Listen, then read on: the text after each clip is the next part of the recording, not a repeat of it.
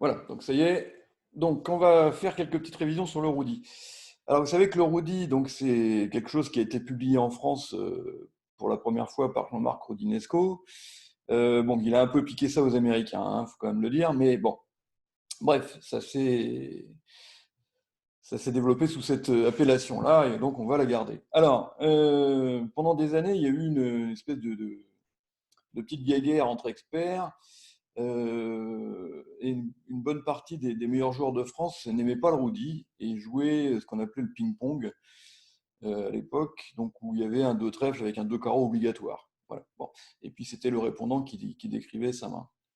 Et en fait, un jour, il y a, je crois que c'est Michel Bessis, qui s'est aperçu qu'en fait, le roudi, c'était très bien, mais qu'il y avait un bug.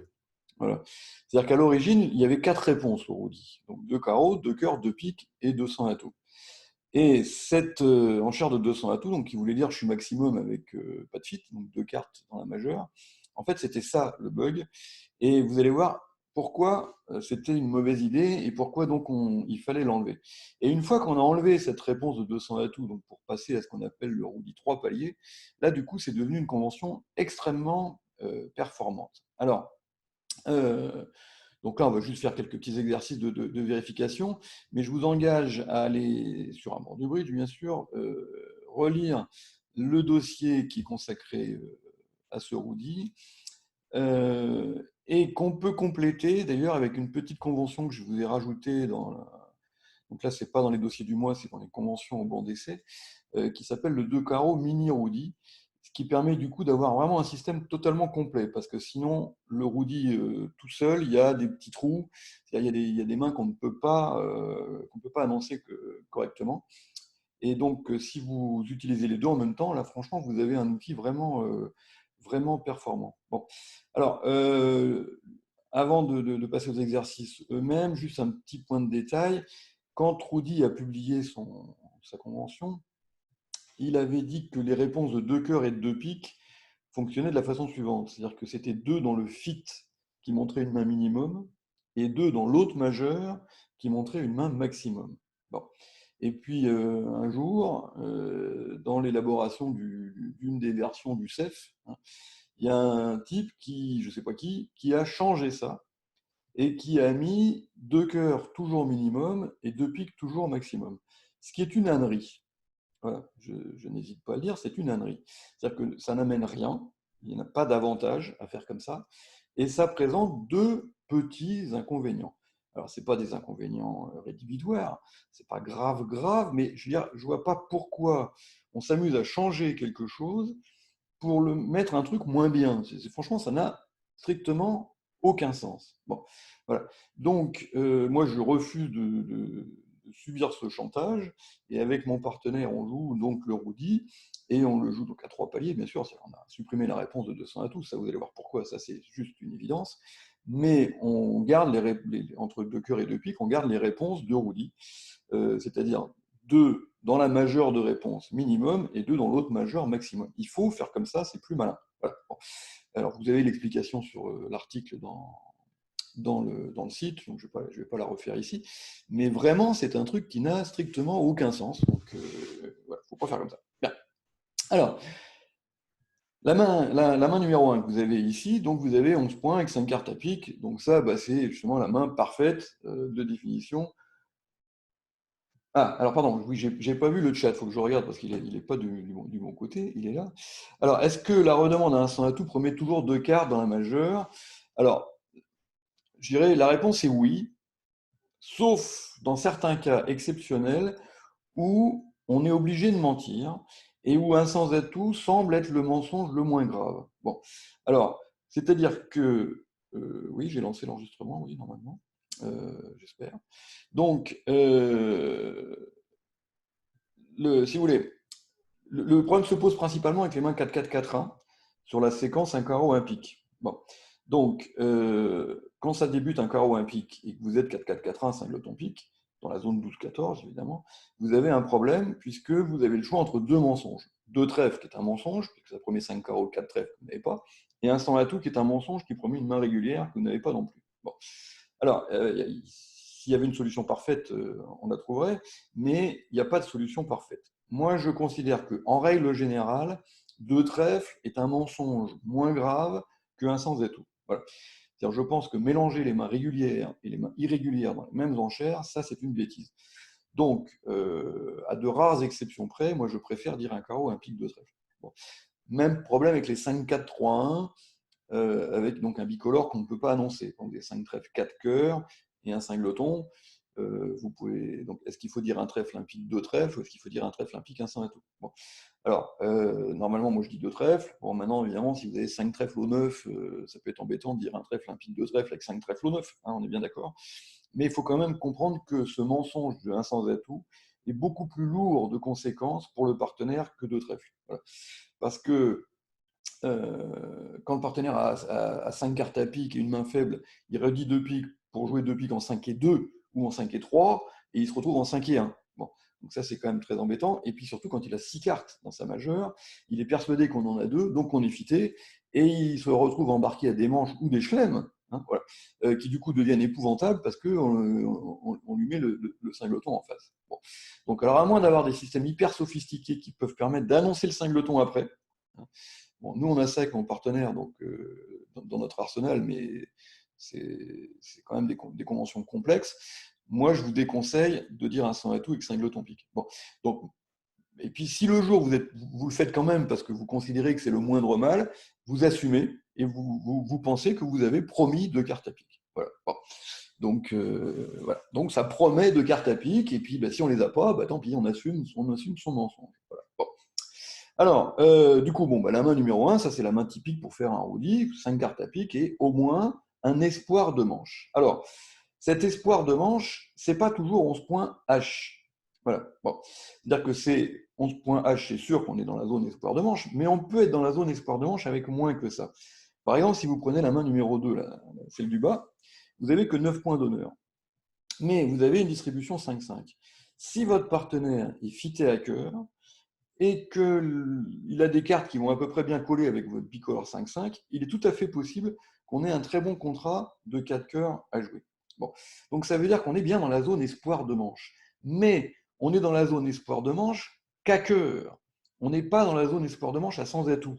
Vous voyez, et c'est pour ça que le 200 atout de réponse sur deux trèfles est une mauvaise idée, parce que si on dit deux trèfles avec cette main-là, et quand on entendait 200 atouts avant, dans le roudi d'origine, on était condamné à jouer la manche avec 9 points en face de 14, et alors qu'on n'est pas fité. Bon. Donc du coup, on se retrouvait à jouer des contrats de 300 atouts absolument ridicules. Donc cette main possède un espoir de manche, mais uniquement dans l'hypothèse où le partenaire serait fité à cœur. Donc c'est pour ça qu'on a supprimé cette réponse de 200 atouts, et vous allez voir comment ça se passe quand on va dire deux trèfles avec cette deuxième main et qu'on entend deux carreaux. Ça permettra de s'arrêter avant la manche, même dans l'hypothèse où le partenaire serait maximum. Vous voyez, on va gagner un tour d'enchère en fait qui va nous permettre, vous allez voir comment ça se passe après, de dire qu'on a une main distribuée, donc qui n'était qu'en espoir de manche que dans l'hypothèse où on aurait trouvé un fit. Voilà. Et on va pouvoir s'arrêter à deux cœurs ou à trois carreaux, hein, vous allez voir comment ça se passe, même dans l'hypothèse où le partenaire aurait une main maximum. D'accord. Voilà. Donc c'est ça la raison de la suppression de cette enchère de 200 atouts. Et là, il n'y a plus de discussion, tout le monde est d'accord. Hein. C'est-à-dire qu'il n'y a plus une seule paire d'experts qui joue le roudi à 4 réponses. Hein. Ça n'existe plus. Voilà. Donc du coup, on va dire deux trèfles avec la première main, ça c'est standard. Et on va dire deux trèfles aussi avec la deuxième, mais ce qui n'est possible que dans le cadre d'un roudi 3 paliers, enfin 3 réponses. Ça n'était pas possible dans le roudi d'origine. Alors, maintenant, donc les réponses, bon, c'est très simple. Vous avez ouvert un carreau, votre partenaire dit un pique, vous dites un sans atout, il dit deux trèfles. Voilà, donc c'est pas un stéman, hein, c'est juste, ça vous demande combien de piques vous avez, d'accord. Bon. Donc on n'annonce pas les cœurs. Hein. Bon. Donc là, vous avez deux cartes à pique, et que votre main soit minimum ou maximum, ça n'a pas d'importance, vous dites toujours deux carreaux. La main numéro 2, donc qui est très minimum, 13 points, 4, 3, 3, 3, sans As, 110, enfin bon, c'est vraiment 13 points épouvantable. Donc vous êtes minimum. Et donc, alors dans le roudi du CEF, voilà, on répond deux cœurs, ce qui est une bêtise. Et donc, moi, je vous conseille de jouer le roudi d'origine en ce qui concerne ces réponses de deux cœurs et deux piques, et donc de dire deux piques, je suis minimum. Donc, quand le partenaire a répondu un pic, évidemment, hein, c'est 2 dans sa couleur, qui veut dire je suis minimum. Alors, je vous donne vite fait en 3 secondes les avantages de cette façon de procéder. D'abord, c'est que quand vous dites 2 pics, donc je suis minimum, et que votre partenaire avait fait un roudi avec 10-11 points, sur 2 pics, il passe. D'accord ? Et vous ne mettez qu'un seul des adversaires au réveil. C'est-à-dire là, en l'occurrence, sud. Vous voyez, quand vous dites 2 pics, je vais vous mettre, nord ici, le joueur qui est là, ne sait pas encore que S va passer. Vous voyez ? Donc, il n'est pas en position de réveil. Si Est passe, Sud est en position de réveil. Mais il n'y a qu'un seul des 2 adversaires qui est en position de réveil. Or, c'est des situations où ils peuvent avoir intérêt à réveiller, puisqu'on n'est pas très fort et on est fité. Donc, c'est des positions où le réveil peut être intéressant pour les adversaires. Donc, on n'a mis qu'un seul adversaire au réveil. Imaginons qu'on joue le roudi du CEF. Sur 2 trèfles, je réponds 2 cœurs, qui veut dire je suis minimum. Mon partenaire qui veut s'arrêter dit 2 piques. Et du coup, Sud peut se considérer en position de réveil, puisque 2 piques est une enchère de stop. Et Nord est aussi en position de réveil. Vous voyez, on a réussi à mettre les 2 adversaires en position de réveil. Et l'autre inconvénient, c'est que quand on dit 2 cœurs, de temps en temps, le joueur qui est derrière a quelques cœurs et un peu de jeu, et il dit contre. D'accord ? Bon. Alors, il peut dire, évidemment, il pourrait dire contre sur une réponse qui veut dire je suis maximum. Mais sur une réponse qui veut dire je suis maximum, c'est beaucoup moins gênant. Parce qu'en général, quand le joueur est maximum fité, on joue la manche. Bon. Donc le contre, ici, ne va pas servir aux adversaires pour surenchérir à 3 cœurs contre 2 piques. Bon. Alors que quand on est minimum, oui, quand on est minimum, on peut avoir envie de s'arrêter à 2 piques. Et donc, du coup, le fait de dire contre, en or, déclenche de temps en temps une enchère de 3 cœurs en sud, qui là est vraiment gênante, alors qu'on voulait s'arrêter à 2 piques. Et qui n'est pas très gênante quand on a décidé d'en jouer 4. Oui, bon. Donc, ce n'est pas des inconvénients, ce que je disais tout à l'heure, complètement rédhibitoires. Mais pourquoi se créer 2 inconvénients, même petits, pour le plaisir? C'est vraiment complètement stupide. Voilà. Bon. Donc, il faut abandonner cette façon stupide de faire et garder les réponses d'origine. Voilà, bien. Fin de la parenthèse. Alors, je reviens donc à ma première main. Qui était donc la première avec laquelle j'avais fait un roudi, donc 11 points avec un singleton. Bon. Donc un trèfle, un pic, un sans atout, vous faites un roudi, votre partenaire vous dit donc 2 cœurs, qui donc veut dire je suis maximum avec le fit à pic. Bon. Donc là, qu'est-ce que vous allez faire avec votre main qui a 13 DH maintenant, parce que vous pouvez compter votre singleton? Bon, ça devient assez raisonnable de dire 4 pics. D'accord? Avec la deuxième, vous avez 11 points réguliers, un trèfle, un cœur, un sans atout, vous dites 2 trèfles, d'accord? Et votre partenaire dit 2 cœurs. Donc là, minimum fité. Donc qu'est-ce que vous faites avec cette main-là de 11 points? Alors, je vous laisse répondre.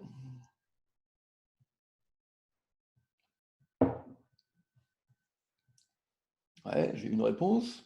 Voilà. Donc, quand votre partenaire est minimum, non, voilà, justement. Alors, donc, j'ai bien fait de poser la question. Vous avez une main de 11 points régulière. Bon. Votre partenaire a donc 12, 13 moches. Ok? C'est ça que ça veut dire un minimum, hein, c'est 12 ou 13 moches. Bon.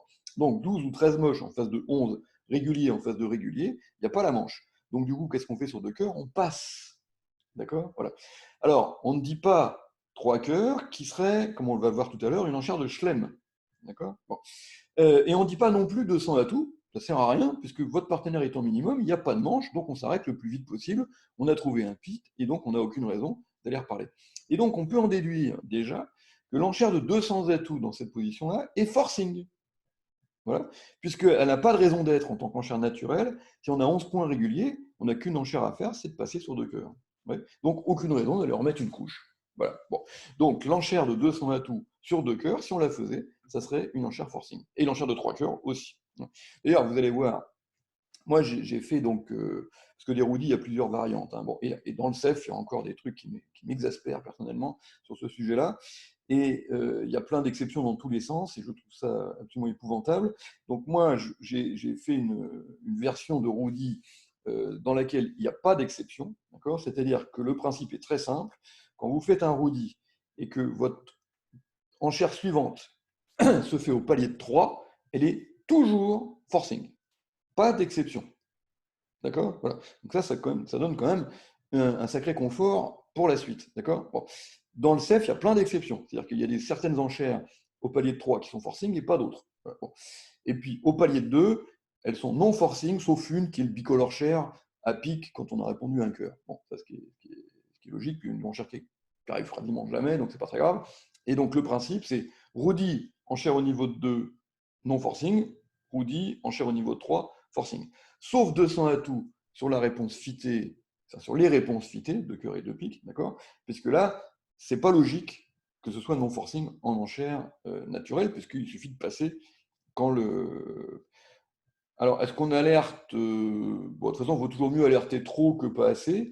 Donc, si on dit 2 trèfles, 2 cœurs, 200 atouts, forcing, oui, il vaut mieux l'alerter. Est-ce qu'on alerte la réponse de 2 cœurs minimum? Oui, il vaut mieux l'alerter aussi. D'accord. Bon. De toute façon, vaut mieux alerter trop. Voilà. Dans le doute, vous alertez. Voilà. Donc là, sur 2 cœurs, on passe. Alors, je reviens donc à ma main de 9 points qu'on a vu tout à l'heure. Voilà. Vous allez voir comment ça va se faire. Donc, votre partenaire ouvert d'un trait, vous avez dit un cœur, il a dit un 100 à tout, vous avez fait un roudi parce que donc vous êtes en espoir de manche dans l'hypothèse où on trouverait un fit, et ce fit, on vient de le trouver. Bon, puisque votre partenaire vous répond 2 piques, donc il est fité et maximum. Alors, le problème, c'est que ces mains-là, c'est pas tellement important que le partenaire soit minimum ou maximum, en fait. L'important, c'est surtout qu'il ait des points là où il faut, c'est-à-dire des points à cœur et à carreau. D'accord. Bon. Il peut très bien avoir 14 points qui vont nous pas du tout coller avec notre main, et au contraire, avoir 12 ou 13 qui, eux, vont très bien fonctionner. Voilà. Donc, dans ces cas-là, on va considérer que, alors d'abord, que l'enchère de 2 piques et de 2 cœurs fixe l'atout, c'est-à-dire que on ne fait jamais de roudi sans avoir 5 cartes dans la majeure. Donc ça, c'est les faux roudis, entre guillemets. Ça n'existe pas dans la version que moi, je vous propose, alors que ça peut exister dans certaines autres. Alors encore, c'est un truc que je trouve détestable. Voilà. Donc, il n'y a pas d'exception au roudi dans le fait que quand on fait un roudi, on a toujours 5 cartes dans la majeure. Bon. Donc du coup, quand le partenaire répond qu'il est fité, on est sûr d'en avoir 8. Donc là encore, gros confort pour la suite. Bien. Et donc maintenant, qu'est-ce qu'on va faire? On va dire 3 carreaux, qui va être une enchère d'essai, tout simplement, avec donc un vrai bicolore des cœurs et des carreaux, et qui va demander au partenaire est-ce qu'il pense avoir des bonnes cartes ou des mauvaises. Alors, cette enchère d'essai à 3 carreaux montre un doute sur le nombre de cœurs à jouer, mais on ne sait pas si c'est un doute entre la manche et le chelem ou entre la partielle et la manche. D'accord. Bon. Donc, oui, alors, quand vous voulez, la différence entre 2 cœurs et 2 piques, entre le CEF et ce que je vous propose, n'existe que sur la réponse de 1 pique. Sur la réponse de 1 cœur, tout le monde joue pareil. Hein. Bon. Donc là, 2 piques, c'est bien maximum. Hein. Bon. C'est le fit qui est minimum et l'autre majeur maximum. Bon. Donc sur la réponse d'un cœur, tout le monde joue pareil. Okay. Donc là, on va dire 3 carreaux. D'accord. Et votre partenaire en face, maintenant, va juger de l'utilité de ses honneurs. C'est-à-dire qu'il va mettre du bon côté tout ce qui est honneur à cœur, tout ce qui est honneur à carreau, et les as dans les majeurs, dans les couleurs noires, et tout ce qui est roi, dame, valet des noirs, poubelle. Voilà. Et il va donc réévaluer maintenant sa main pour savoir s'il est vraiment maximum ou pas. Donc si vous mettez celle-là, par exemple, qui a 14 points, donc 14 points, c'est maximum. Mais quand on apprend que le partenaire a un bicolore rouge, roi, dame, qui vont tomber dans les courtes du partenaire, c'est devenu des très mauvais honneurs. Ce ne sont plus des couvrantes. Vous voyez, hein. Alors là encore, il y a une chose qu'il faut absolument que vous alliez voir et revoir encore sur Amour du Bridge, c'est la vidéo sur l'évaluation des mains. C'est vraiment quelque chose de fondamental. Donc retournez la faire, retournez la voir et l'écouter. Et donc, on parle là-dedans de l'évaluation des mains en face d'un bicolore. C'est-à-dire que dès que votre partenaire vous annonce un bicolore, vos points n'ont plus aucun sens. Voilà. Et donc, on ne raisonne plus en points, on raisonne en couvrante. Voilà. Et les couvrantes, c'est les honneurs du bicolore du partenaire et les as. Tout le reste est considéré comme allant direct à la poubelle. Donc là, sur les 14 points qu'on avait au départ, il n'y en a plus que 4 qui sont utiles, l'as de cœur. Et les autres ne sont plus des couvrantes. Donc du coup, ce sont des très mauvais honneurs. Et vous pouvez constater qu'avec ces deux jeux-là, la probabilité de gagner 4 cœurs est absolument faiblissime. C'est-à-dire il manque l'as de pique, il manque l'as de trèfle, on a une palanquée de carreaux perdants, et le problème de la dame de cœur. C'est-à-dire que déjà, il est assez probable qu'on va chuter 3 cœurs.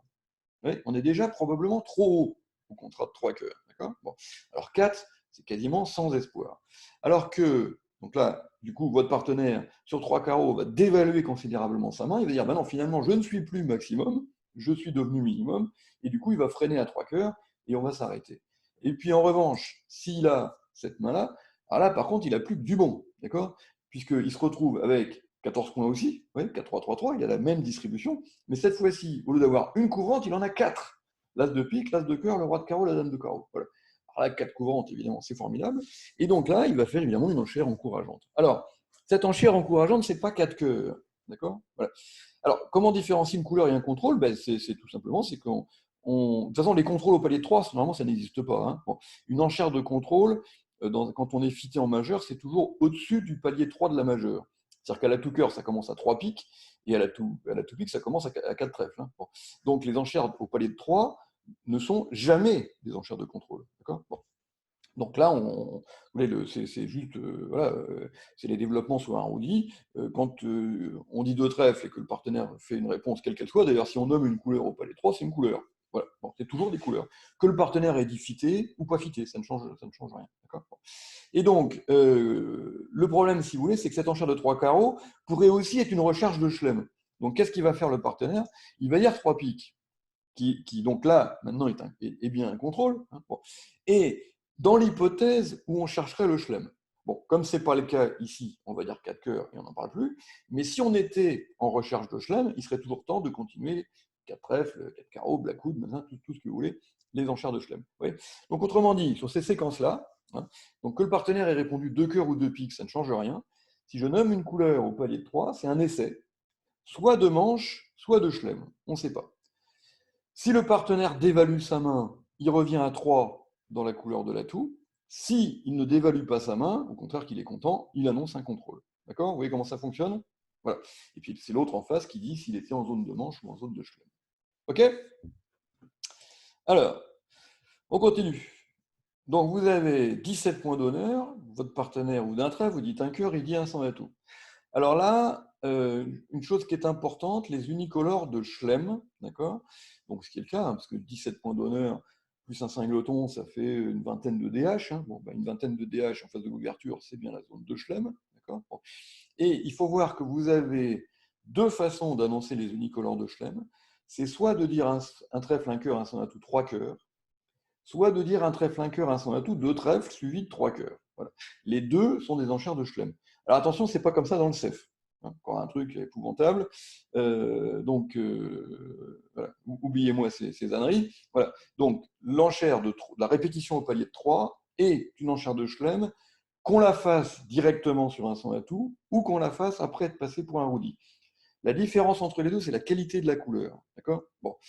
Roi dame sixième, là c'était borderline, mais bon, on était limite entre l'enchère de 3 cœurs direct et l'enchère de 2 trèfles suivi de 3 cœurs. D'accord. Bon, c'est vraiment la teneur limite entre une belle couleur et une couleur pas terrible. D'accord. Bon. Donc là, je vous ai imposé de passer par 2 trèfles, et donc du coup, sur 2 cœurs, vous dites 3 cœurs, et donc faites bien attention, ça c'est bien une enchère de Schlem.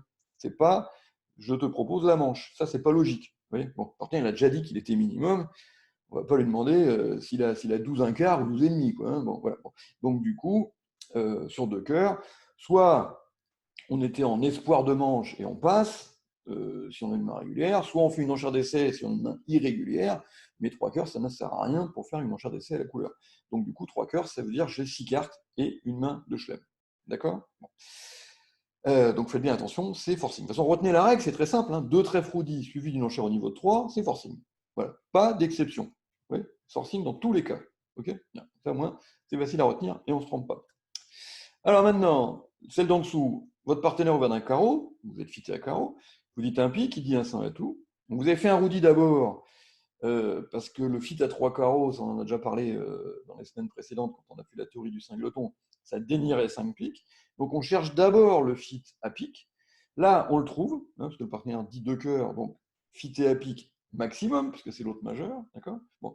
Donc maintenant, cette main-là, 16 points d'honneur, absolument magnifique, avec un double fit, puisqu'on est fité à carreau, un singleton, bon, c'est une main qui vaut largement 20 points maintenant. Donc on est en zone de Schlem. Et ce Schlem, il faudra probablement le jouer à carreau, d'accord, et non pas à pique. Hein. Vous savez qu'au niveau du Schlem, lorsqu'on a un fit 4-4 et un fit 5-3, 9 fois sur 10 ou 95 fois sur 100, il faut jouer le Schlem dans le fit 4-4. Ouais, bon. L'idée, c'est quoi? C'est que, par exemple, le singleton cœur, là, il sera beaucoup plus utile à l'atout carreau qu'à l'atout pique. Parce qu'à l'atout pique, vous allez couper de la main longue, donc vous ne gagnez pas de levée en coupant. À l'atout carreau, oui, parce que votre partenaire, il conserve ses 4 cartes à carreau, et donc, du coup, vous pouvez considérer que votre main est la main courte, et donc vous faites des coupes à carreau utiles. Et les piques serviront à défausser les trèfles de la main de votre partenaire. C'est-à-dire que votre partenaire qui a des trèfles et des cœurs perdants, à l'atout carreau, on coupe les cœurs et on défausse les trèfles. Ouais. Si vous jouez à la tout-pique, il n'y a pas de défausse. Ouais. Donc, du coup, et puis des coupes de la main longue qui ne servent à rien. Donc, c'est pour ça qu'en général, le chelem, il sera bien meilleur à la tout carreau. Donc, qu'est-ce qu'on va faire? On va prévenir le partenaire qu'on a un double fit, d'accord, en disant 3 carreaux. Ok, voilà. Et puis, à partir de là, comme on fera des enchères de chelem après, hein, du coup, le partenaire sera prévenu que.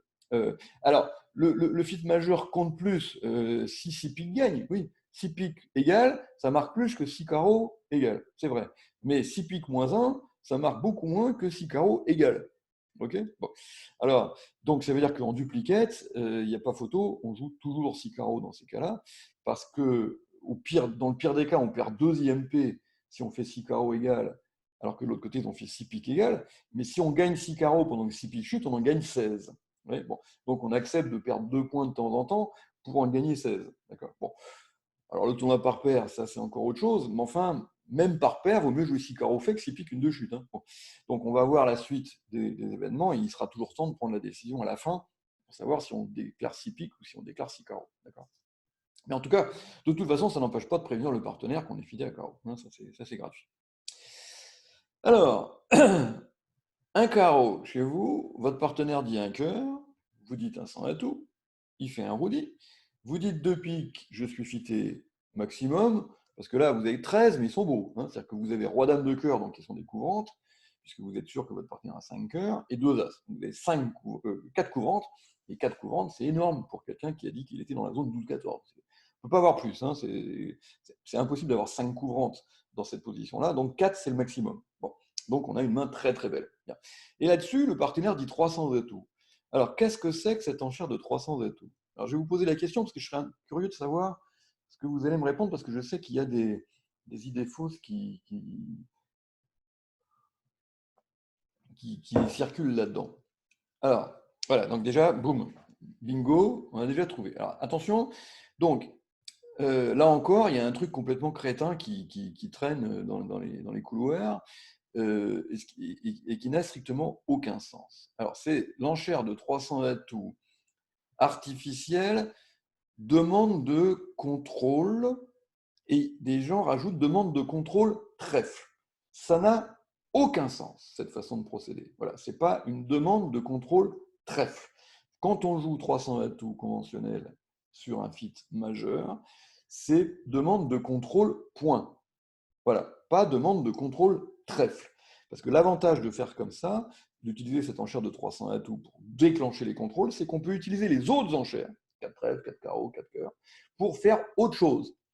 Et ce autre chose, ça sera, selon les circonstances, soit une deuxième couleur, donc un bicolore pour demander au partenaire de juger ses cartes, ou trouver un double fit pour jouer dans le fit 4-4.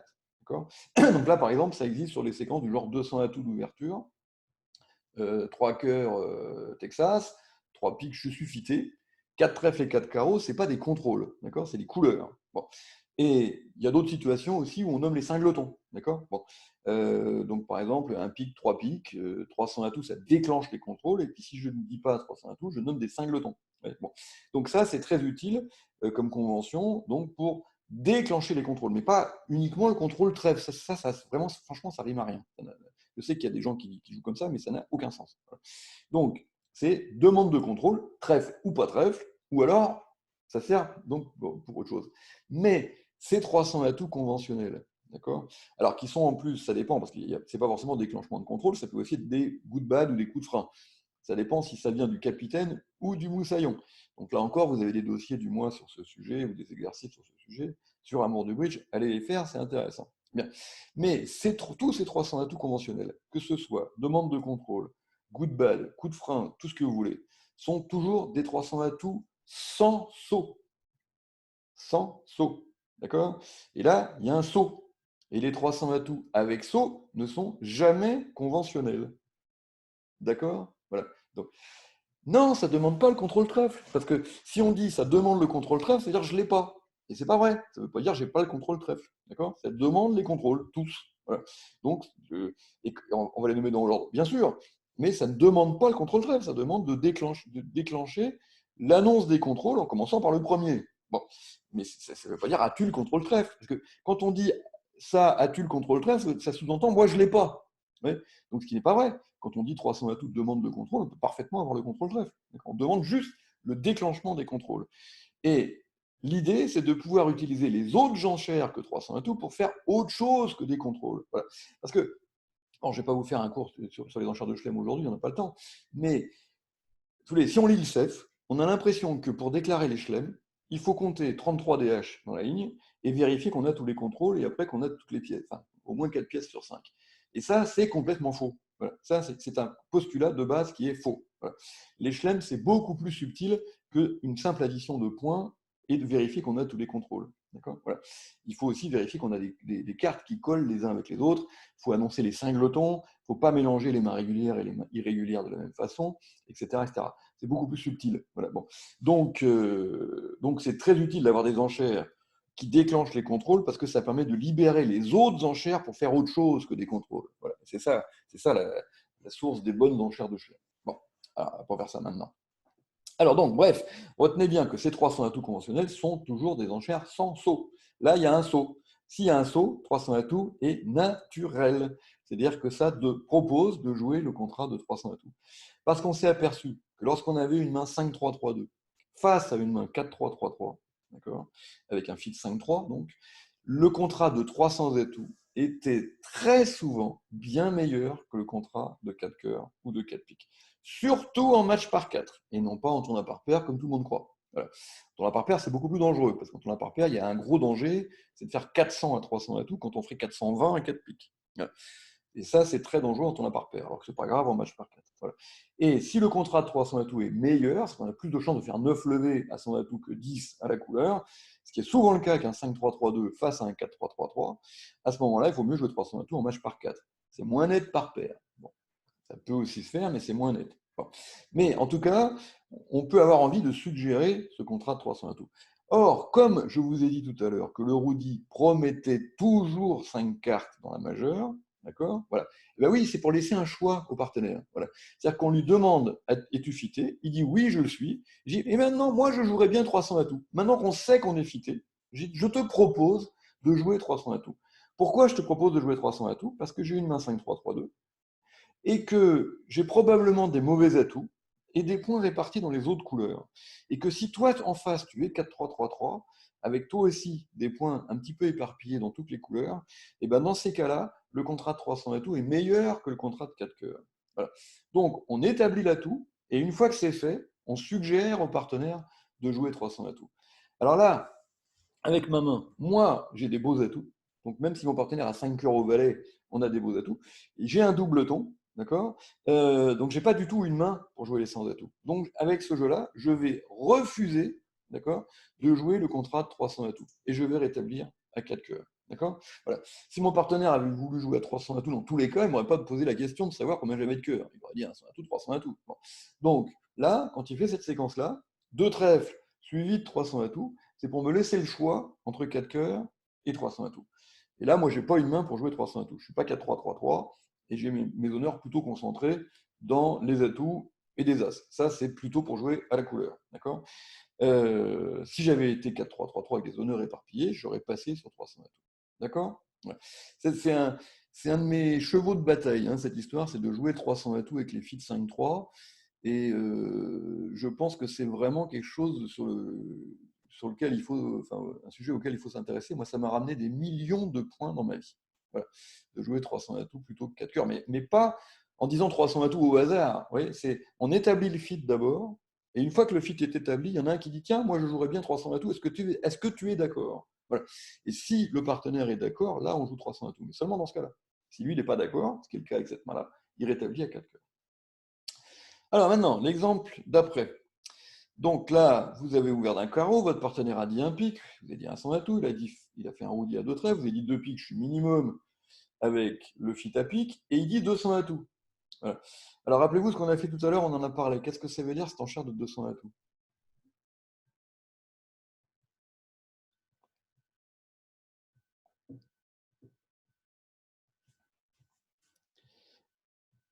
Voilà, donc hein, c'est alors c'est voilà, c'est faut faire attention parce que c'est à l'oreille, c'est pas si évident que ça, mais c'est une enchère forcing, d'accord? Voilà. Pourquoi? Parce que s'il avait eu 11 points réguliers, qu'est-ce qu'il aurait fait sur 2 piques?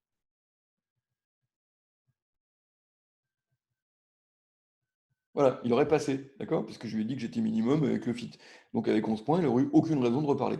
Donc cette enchère de 200 atouts est une enchère forcing. Alors qu'est-ce qu'il cherche? J'en sais rien. Peut-être il hésite entre 300 atouts et 4 piques, mais il n'a pas envie de dire 300 atouts. Peut-être il cherche un chelem, j'en sais rien. Moi, tout ce que je sais, c'est que c'est une enchère forcing et qu'il me demande de décrire l'emplacement de mes honneurs. Bon, mais qu'est-ce que je vais faire? Ben, je vais dire que j'ai des honneurs à trèfle. D'accord? Voilà. Donc retenez bien, c'est une enchère forcing, cette enchère de 200 atouts, sur les réponses fitées, évidemment, pas sur 2 carreaux. Hein. Sur 2 carreaux, c'est pas fité. Mais ça, on verra ça la semaine prochaine. Hein, là, aujourd'hui, on fait les réponses fitées, et la semaine prochaine, on fera les développements sur la réponse de 2 carreaux. Alors, je continue. Donc, vous avez cette main-là, votre partenaire ouvre d'un carreau. Alors, vous n'êtes pas assez fort pour dire 2 trèfles, donc vous dites un pique. Et là-dessus, votre partenaire dit un sans atout. Alors, vous aimeriez pouvoir vous arrêter dans un contrat à trèfle. Bon. Alors, évidemment, on ne peut pas s'arrêter à 2 trèfles, puisque c'est un roudi. Alors, dans le CEF, il y a marqué que l'enchère de 2 trèfles roudi suivi de 3 trèfles, c'est pour s'arrêter à 3 trèfles. Bon, ça encore, je suis désolé, mais vraiment, ça n'a strictement aucun sens. Voilà. On a vraiment besoin de l'enchère de 2 trèfles suivi de 3 trèfles pour une enchère forcing à trèfle. Que ce soit un bicolore ou un fit pour les trèfles du partenaire, on en a vraiment besoin quand on a 5 cartes à pique et des trèfles. Bon, voilà. Donc on fait un roudi d'abord, et puis on a besoin de pouvoir avancer les trèfles derrière, que le partenaire ait dit 2 carreaux ou fait une réponse fitée, ça n'a pas d'importance, on a besoin de ce 3 trèfles forcing. Bien. Donc du coup, jouer 2 trèfles suivi de 3 trèfles non forcing, ça n'a pas de sens. Bon. 3 trèfles directs sur un sans atout, c'est forcing aussi. D'accord? Bon, là, c'est des beaux bicolores 5-5, par exemple, dans cette position-là, parce que c'est pas un fit, hein, c'est un bicolore. Donc ça montre un beau bicolore 5-5 si vous dites 3 trèfles. Bon, alors, vous avez 2 solutions entre guillemets. Bon, si vous jouez le roudi, juste le roudi, eh ben, vous êtes obligé de passer sur un sans atout.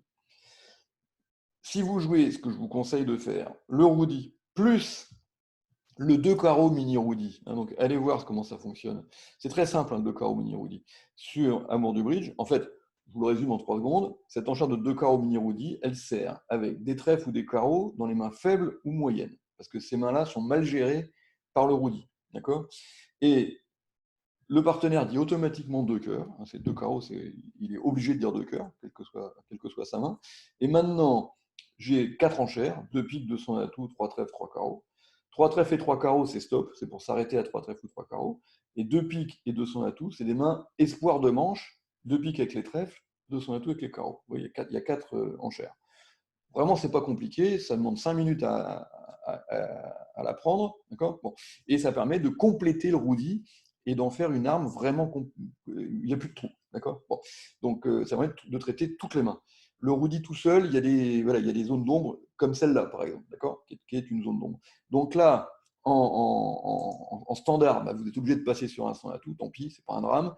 Et si vous jouez le 2 carreaux mini roudi, vous dites 2 carreaux, votre partenaire dit 2 cœurs obligé, vous dites 3 trèfles, qui veut dire stop, je m'arrête à 3 trèfles. D'accord? Et puis avec cette main-là, qui est la même, on est un petit peu plus belle, hein, parce que de temps en temps, on fait la manche avec ce jeu-là. Quand les cartes tombent bien, on peut gagner 300 atouts ou 5 trèfles. C'est pas absolument impossible. Donc là encore, ingérable en roudi, que ce soit du roudi comme je vous le propose ou du roudi du CEF, c'est encore pire, d'accord? Bon. Et donc à ce moment-là, bah, soit on passe si on joue le roudi tout seul, d'accord? Soit on fait un 2 carreaux mini roudi suivi de 2 piques, qui est un message encourageant avec des trèfles. Donc si le partenaire ça le passionne pas, il dit 3 trèfles et on s'arrête. S'il est intéressé par les trèfles parce qu'il a un beau fit, à ce moment-là, on peut envisager d'aller jouer la manche. D'accord? Donc vraiment, ce 2 carreaux mini roudi, c'est un tout petit truc, ça demande 5 minutes à être appris, et puis ça permet donc de vraiment de compléter le système et d'avoir Alors, non, justement, on ne fait pas de roudis sans avoir 5 cartes à pique. Quand on fait un roudis à 2 trèfles, on a toujours 5 piques. Par contre, le 2 carreaux mini roudis, on n'a jamais 5 piques, en fait. Voilà, c'est plus un roudis, hein, c'est un autre. Hein, c'est une autre convention. D'accord, voilà. Donc, le roudis à 2 trèfles promet toujours 5 cartes dans la majeure, pas d'exception. Par contre, le 2 carreaux mini roudis, lui, il sert justement pour les mains qui n'en ont pas 5. Donc, les mains avec lesquelles on ne peut pas faire de roudis, justement parce que soit on est trop faible, soit. Enfin, on n'a jamais 5 piques, et soit on est trop faible, soit on n'a pas 5 piques. Voilà, c'est comme ça que ça fonctionne. Hein. Bon. Donc allez jeter un petit coup d'œil. Franchement, vous verrez, ça s'apprend en 5 minutes. Hein. C'est vraiment pas une convention compliquée. Voilà. Alors, donc, là, votre partenaire a ouvert d'un cœur, vous avez répondu à un pique, là encore bien obligé, et il dit un sans atout. Bon. Alors, dans le système standard, l'enchère de 2 carreaux dans cette position-là est un canapé. Bon, mais on ne sait pas si c'est un canapé faible, qui est le cas de la première main, ou un canapé moyen, donc la zone espoir de manche, ce qui est la deuxième main. D'accord. Donc, en standard, on dit 2 carreaux avec les 2 mains, et du coup, le partenaire ne sait pas si on est faible ou si on a un espoir de manche. Bon, ce qui peut être un petit peu embêtant pour la suite. Si vous jouez le 2 carreaux mini roudi, vous allez dire 2 carreaux avec les 2 mains, votre partenaire dit 2 cœurs, et maintenant vous dites 3 carreaux avec la première qui est stop, qui veut dire je veux m'arrêter à 3 carreaux, et 200 atouts avec la deuxième qui veut dire j'ai des carreaux mais dans une main intéressante. Donc si votre partenaire a le roi de carreau, par exemple, eh bien, il peut, une main maximum, il peut envisager de dire 300 atouts en espérant faire s'élever de carreaux. Ouais. Donc c'est comme ça que ça fonctionne le 2 carreaux mini roudi. Voilà. Donc 2 carreaux mini roudi suivi de 3 carreaux pour m'arrêter, et de là 2 carreaux mini roudi suivi de 200 atouts qui veut dire encourageant avec des carreaux. Hein, bon, vous irez voir sur le site. Voilà. Ok, bon, donc on a fait les grandes lignes, si vous voulez, de ce qui est intéressant à dire sur le roudi, sur les réponses fitées. Hein. Et puis la semaine prochaine, on verra les réponses pas fitées. Alors, je quitte celui-là et on va voir les donnes. Alors, première donne.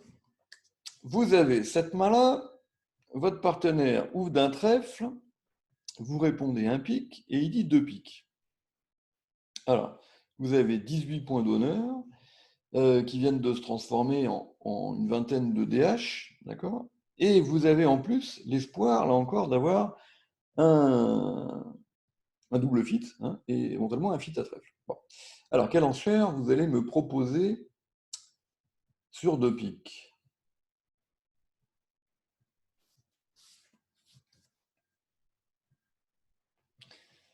Alors, ce qui est intéressant, c'est que les enchères d'essai dans le CEF, c'est 200 atouts est une enchère d'essai ambiguë, c'est-à-dire on ne sait pas si on cherche la manche ou le chelem.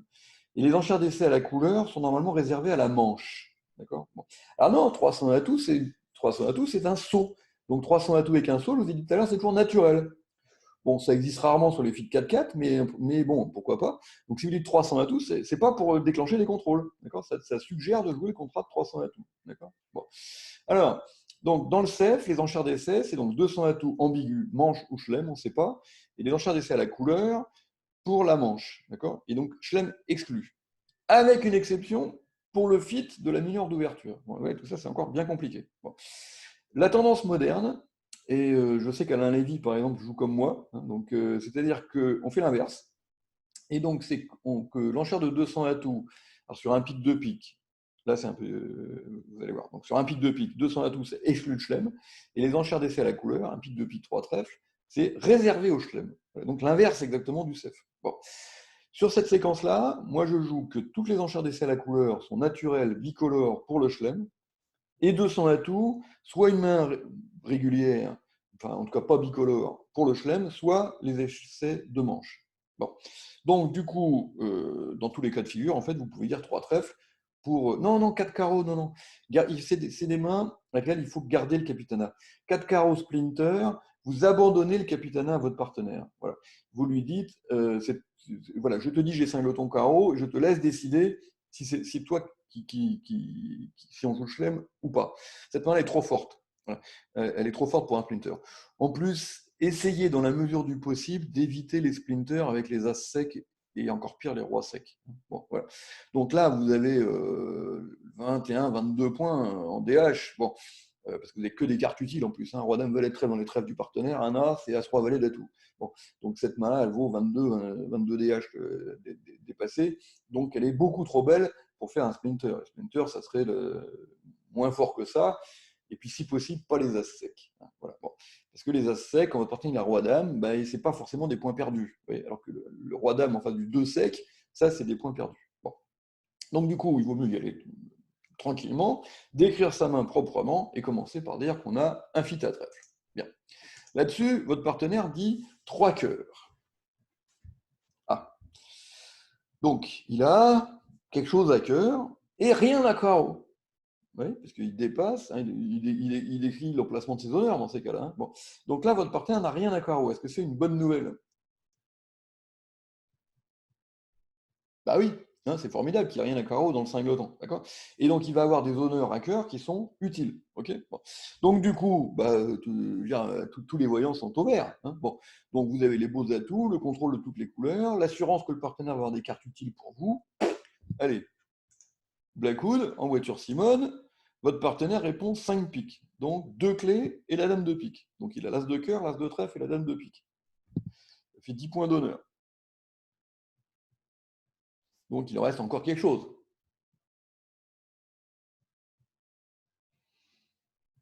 D'accord? Donc, le petit chelem, c'est une certitude. Est-ce qu'il y a un espoir d'avoir un grand? Bah ouais, s'il a un roi en plus, alors s'il a un roi, c'est forcément le roi de cœur. D'accord? Ça ne peut pas être le roi de carreau, parce qu'il a dit 3 trèfles, 3 cœurs. Donc il n'a pas le roi de carreau. Donc on va lui demander 500 atouts, et quand le partenaire répond à un roi, donc forcément le roi de cœur. Voilà, c'est parti. Et on déclare brillamment le contrat de 7 piques. On n'a pas de 13 levés, mais on peut espérer avoir suffisamment de défauts sous le couple pour gagner ce contrat de 7 piques. Et votre partenaire vous étale donc cette main-là. Donc, la dame de pique, l'as de cœur, l'as de trèfle et le roi de cœur. Alors là encore, c'est pareil. Cette histoire de réponse de roi à la couleur, enfin, nommer la couleur du roi, c'est incompréhensible pour moi. Je ne sais pas qui a inventé cette convention et je ne comprends pas comment on peut jouer ça. Là, pour moi, c'est mystérieux. Alors, je vous dis pourquoi. D'abord parce que ça ne fonctionne que si le roi, la couleur du roi, est inférieure à la couleur d'atout. Bon, alors à l'atout pique, tout va bien, parce que le roi du partenaire est forcément inférieur à cette couleur d'atout. Mais quand on est à l'atout cœur et que le partenaire a le roi de pique, qu'est-ce qu'il fait? Il dit 6 piques. Ça n'a aucun sens, on dépasse 6 cœurs. C'est complètement ridicule. Bon. Et puis, alors, je ne vous raconte pas quand c'est à l'atout carreau ou l'atout trèfle, parce que là le partenaire, bon, voilà. Bon. Alors, euh, pourquoi il répond au Blackwood à l'atout pique? Parce que 3 trèfles n'a pas établi un atout, hein, parce que le partenaire n'a jamais vraiment dit qu'il avait des trèfles. Hein. Bon. Donc là, le seul atout qui a été réellement agréé dans la séquence, c'est l'atout pique. Hein. Bon. Donc voilà. Alors après, en plus, on peut jouer différentes conventions quand on imagine qu'il y a un vrai double fit, bon, ce qui n'est pas forcément le cas. Et moi, maintenant, la convention que je joue, c'est que le roi d'atout, si vous voulez, enfin le 5e as, est le roi de la couleur du capitaine. Bon. Donc, comme le capitaine ici, c'est moi, c'est-à-dire sud, le 5e as est considéré comme étant le roi de pique. Bon. Voilà, ça, c'est des conventions qu'il faut mettre au point pour être sûr. Mais bon, 3 trèfles, ce n'est pas vraiment un fit clair et franc, hein, dans cette position-là. Bon. Alors bref, donc je reviens à mon histoire de 500 atouts de couleur du roi. Donc un, ça ne fonctionne pas quand le roi est plus cher que l'atout, donc pour moi ça n'a aucun sens. Et puis deux, ça ne fonctionne pas quand on a deux rois. Voilà. Donc comment on fait quand on a deux rois? Enfin, c'est vraiment totalement incompréhensible cette convention-là. Je ne comprends pas qu'on puisse jouer ça. Hein. Bon. Donc moi je refuse de jouer ce truc. Bon. Donc si carreau, c'est-à-dire j'ai un roi et rien de spécial. Et donc là-dessus, on arrive au contrat de 7 piques. Et votre adversaire de gauche entame du 10 de trèfle. Alors, vous faites votre plan de jeu et vous comptez 5 levées de pique, 2 levées de cœur, ça fait 7, l'as de carreau, ça fait 8, et 4 levées de trèfle, ça fait 12.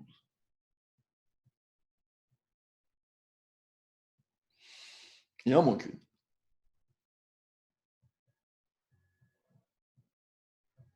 Alors, comment est-ce qu'on va faire? Alors, je vais vous faire une petite suggestion que j'avais déjà faite, mais que Je pense que ça serait, quand je pose une question, alors quand je pose une question comme ça avec une réponse que vous avez donnée, ça serait mieux que vous envoyiez votre message sur le chat à moi uniquement. Quand vous posez une question et où c'est moi qui vais répondre à cette question, là c'est plus intéressant que vous mettiez la question à tout le monde. Voilà. Comme ça, tout le monde voit la question et comprend la réponse que je fais. Et quand c'est moi qui pose la question, ça serait mieux que vous me répondiez en privé. Comme ça, les autres ne voient pas la réponse que vous êtes en train d'indiquer et du coup, ça ne les influence pas. Évidemment, là, ils étaient en train de chercher, et quand vous donnez la réponse et quand c'est la bonne, bon, quand c'est pas la bonne, c'est pas grave, mais quand c'est la bonne, c'est plus embêtant. Voilà. Donc, quand je pose moi la question, répondez en privé, et quand vous posez une question, posez-la sur le chat public. Voilà, c'est comme ça, c'est mieux. Voilà. Et donc, voilà, il y en a plein qui ont trouvé la bonne réponse. En fait, il faut faire ce qu'on appelle un mort inversé. C'est-à-dire, en fait, vous voyez bien que les trèfles sont bloqués à 4 levées, les carreaux sont bloqués à une levée et les cœurs sont bloqués à 2 levées. Donc, vous ne pouvez pas faire mieux dans ces couleurs-là. Il ne faut pas mieux que 4 trèfles, il ne faut pas mieux qu'un carreau et il ne faut pas mieux que 2 cœurs. Donc, la seule couleur travaillable, entre guillemets, c'est les atouts. D'accord? Bon. Et il faut donc essayer de faire, non pas 5 levées d'atouts, mais 6. Donc, quand on est en fit 5-4, d'accord, vous avez deux façons de créer une levée d'atout. La première façon, c'est de faire une coupe de la main courte. Et là, par exemple, sur cette donne-là, imaginons que les atouts soient bêtement partagés 2-2 ou 3-1. Vos adversaires ont 4 atouts, donc 2-2, 3-1 ou 4-0. Si les atouts sont partagés 2-2 ou 3-1, vous avez 13 levées de tête. D'accord? Voilà. Pourquoi? Parce que vous allez enlever les atouts des adversaires en 2 ou 3 tours. Et donc, au bout de 2 ou 3 tours, il restera un atout au mort. Et maintenant, vous pourrez tirer vos 4 trèfles en défaussant le 9 de cœur du mort, ce qui va créer une coupe de la main courte. D'accord? Et vous pourrez jouer cœur coupé de l'atout de la main courte. Alors, ce qui est intéressant, c'est de bien comprendre que ce n'est pas la défausse qui crée une levée, c'est la création de coupe. D'accord? On crée une coupe de la main courte et c'est quand on joue cœur coupé qu'on gagne la levée. Ce n'est pas de défausser un cœur qui gagne une levée. D'accord? Bon. Alors, le problème sur cette donne-là, c'est que, regardez, vous prenez l'entame à trèfle, vous jouez un coup d'atout, et là, bing, les atouts sont 4-0. Voilà. Et là, du coup, le plan de jeu de départ, qui était de défausser le cœur du mort sur le quatrième trèfle, là, ça ne fonctionne plus. Parce que, pour que ce soit utile de défausser le cœur du mort, il faut qu'il reste un atout au mort. Alors, le problème, c'est que si j'enlève les atouts d'ouest, je donne 4 tours d'atout. Et 4 tours d'atout, j'ai plus d'atout au mort. Si j'ai plus d'atout au mort, je ne peux pas jouer cœur coupé. Ouais. Et si je ne donne pas 4 tours d'atout, à ce moment-là, je vais tirer mes trèfles, et là, évidemment, il y a un danger colossal, évidemment, de me faire couper mes 4 trèfles avant. Il faudrait qu'ils fournissent 4 fois la trèfle pour que ça marche. Bon. Donc, du coup, cette fois-ci, ça ne fonctionne pas. Et là, je vais me rabattre sur la solution donc, de Gilbert et de quelques autres qui m'ont donné la bonne réponse, qui est de faire un mort inversé. Donc, c'est quoi un mort inversé? C'est couper de la main longue jusqu'à ce qu'elle devienne la main courte. C'est assez fréquent dans les feats 5-4. Ouais. Pourquoi? Parce que pour que ça soit utile de couper de la main longue dans un feat 5-4, il suffit de faire 2 coupes. Voilà. Si je coupe 2 fois du côté qui a 5 atouts, j'en ai plus 3, et du coup, il devient plus court que le côté qui en avait 4. Donc, c'est assez facile à mettre en œuvre. Le mort inversé est plus rare dans un feat 5-3. Parce que dans un feat 5-3, il faut que je fasse 3 coupes de la main longue. D'accord? Si j'en fais 2, ça ne sert à rien. Parce que 5 d'un côté, 3 de l'autre, si je fais 2 coupes de la main longue, je ne sais pas si j'arrive à bien mettre mes doigts, je me retrouve à égalité. Je n'ai rien gagné. Je fais toujours 5 levées d'atout. Donc pour que le mort inversé soit utile en fit 5-3, il faut faire 3 coupes de la main longue. Donc c'est plus compliqué à mettre en œuvre. Mais en fit 5-4, là, par contre, ça marche. Alors, comment est-ce qu'on va procéder? Donc je joue un coup d'atout. Si tout le monde fournit, il n'y a pas de problème. Je purge les atouts, je table en disant je fais 13 levées. Et quand les atouts sont 4-0, à ce moment-là, alors vous remarquez qu'ils sont 4-0 à gauche, donc ça c'est le bon côté parce que ça va me permettre de faire l'impasse au 10 de pique pour communiquer. Donc maintenant, je vais taper l'as de carreau pour ouvrir ma coupe. D'accord? Je vais monter au mort à cœur. Alors toujours mieux monter au mort en dehors de l'atout d'abord. Je monte au mort à cœur. Une fois. Je joue petit carreau que je vais couper d'un gros atout. hein. Alors, d'une part, pour des questions de communication et pour me mettre à l'abri de tout risque de surcoupe. D'accord. Donc, j'ai coupé un premier carreau. Voilà. Maintenant, je vais faire l'impasse au 10 de pique, puisque je sais qu'elle marche. Donc, je vais jouer un petit pique pour le 8. OK. Je vais couper l'autre carreau du valet de pique. Donc là encore, ça me met à l'abri de tout risque de surcoupe. D'accord. Et maintenant, je vais pouvoir terminer en faisant une deuxième impasse au 10 de pique. Petit pique pour la 9. J'encaisse la dame de pique et je peux défausser maintenant, bon, tirer mes 4 trèfles et défausser. C'est-à-dire qu'en fait, j'ai fait 4 levées d'atout du mort. D'accord. 2 levées de cœur, ça fait 6. L'as de carreau, ça fait 7. Les 4 trèfles, ça fait 11. Et 2 coupes à carreau de la main longue, ça fait 13. D'accord. Voilà. Donc ça, c'est le principe du mort inversé. Mais remarquez bien que le mort inversé sur cette donne n'a été utile que parce que les atouts étaient 4-0. Si les atouts avaient été 3-1 ou 2-2, je n'avais pas besoin de mort inversé. J'avais tout simplement ma coupe à cœur, hein, qui était facilement réalisable, créée par la défausse d'un cœur du mort sur les 4 coups de trèfle. Mais ces 4 coups de trèfle, il fallait que je puisse les tirer. Donc que je puisse purger les atouts complètement des adversaires avant et qu'il m'en reste un au mort. Voilà. Défausser un cœur sur les trèfles, quand il n'y a plus d'atout au mort, ça ne sert à rien. D'accord. Il faut bien comprendre le mécanisme. Ça vous va? Vous avez bien vu? Bon. Si vous avez bien vu cette donne, on va pouvoir passer à la suivante qui est couplée. Alors, hop.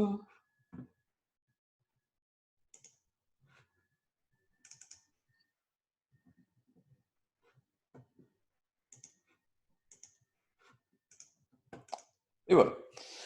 Donc, vous jouez le même contrat de 7 piques, vous avez quasiment les mêmes mains qu'à la donne d'avant.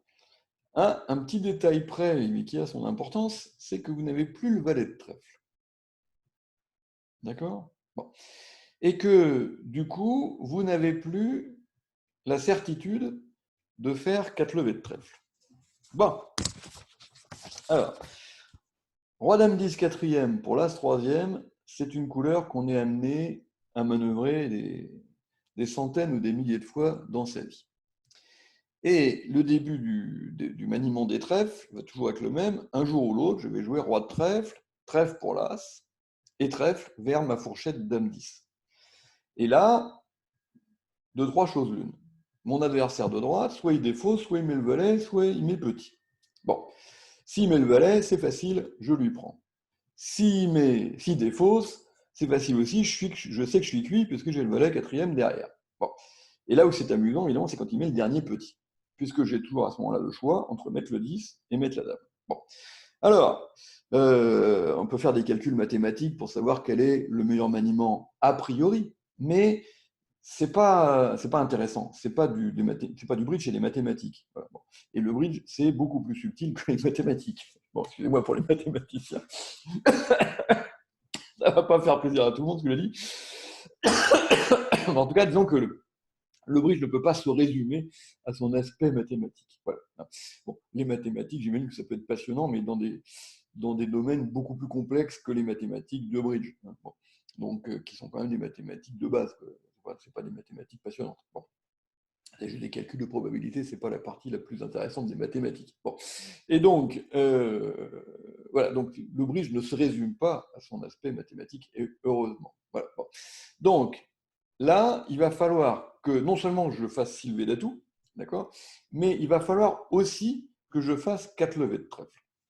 Alors, plutôt que de me référer au calcul de probabilité pour savoir comment manœuvrer les trèfles, on va essayer de savoir.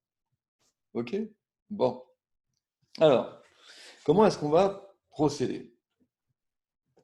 Voilà. Donc déjà, on a un renseignement sur les distributions des adversaires, c'est que le joueur de droite possède au moins 5 cartes à carreau. Alors, bien sûr, l'entame change, et mon adversaire de gauche entame du 2 de carreau. Alors, ça m'apprend déjà quelque chose. Comment ils sont répartis, les carreaux? Voilà. Les carreaux, ils sont 6-3. D'accord? Bon, puisqu'il a entamé du 2, il en a 3, donc il n'a pas de raison d'aller mentir sur le nombre de carreaux dans la couleur de son partenaire. Hein, bon. Et donc, je sais que mon adversaire de droite est intervenu avec 6 cartes à carreaux. Bon. Alors, je prends évidemment l'entame. D'accord? Alors, il met le 8. Bon, ça veut dire qu'il a roi, dame, valet, 10, 9, 8. Hein. Bon, en plus, je lui connais. Voilà, il vient de me montrer ces 6 cartes. Bon. Je tire l'as de pique. Et, bonne nouvelle, tout le monde fournit. Donc, je n'ai pas un besoin vital de mort inversée comme à la donne d'avant, puisque les atouts ne sont pas 4-0. Mais il faut quand même que j'arrive à faire 4 levées de trèfle. Bon. Et du coup, je vais. Alors, vous allez voir, je vais faire le mort inversé quand même, parce que ça va me permettre de. Comment? De retarder ma décision à trèfle. Vous voyez, bon. Si je voulais simplement défausser un cœur du mort sur mon quatrième trèfle, je serais obligé de jouer les trèfles maintenant. Moi, je vais retarder l'échéance pour essayer de bien manœuvrer mes trèfles au mieux. D'accord? Et que je coupe un cœur de la main courte ou que je coupe 2 carreaux de la main longue, c'est pareil, dans les deux cas de figure, ça me fait quand même faire 6 levées d'atouts. Que ce soit 4 plus 2 ou 5 plus 1, dans les deux cas, ça fait 6. D'accord? Bien. Alors, on va donc continuer la purge des atouts, histoire d'éviter les ennuis. Et, bonne nouvelle, les piques sont partagées 2-2. D'accord? Bon. Donc, je connais déjà, chez mon adversaire de droite, 6 cartes à carreau et 2 cartes à pique. Ça va? Bien. Alors maintenant, qu'est-ce que je fais? Je vais jouer cœur pour l'as. Tiens, je note que la dame tombe. Je vais couper un premier carreau. OK? Et je vais remonter au mort à cœur, d'une part pour aller couper le deuxième carreau, hein, pour continuer mon mort inversé, mais surtout pour bien vérifier la distribution de mes adversaires. Et alors, regardez ce qui se passe quand je joue cœur le roi.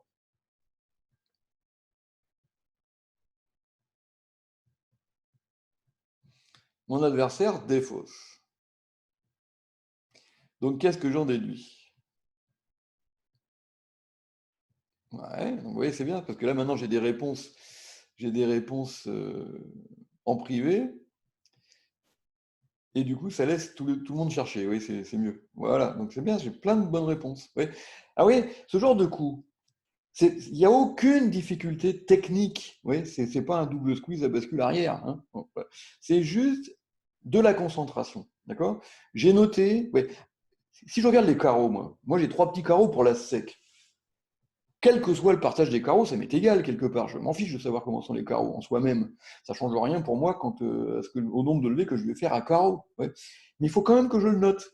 Parce que ce renseignement que j'ai sur les carreaux, d'accord, il va me servir pour autre chose.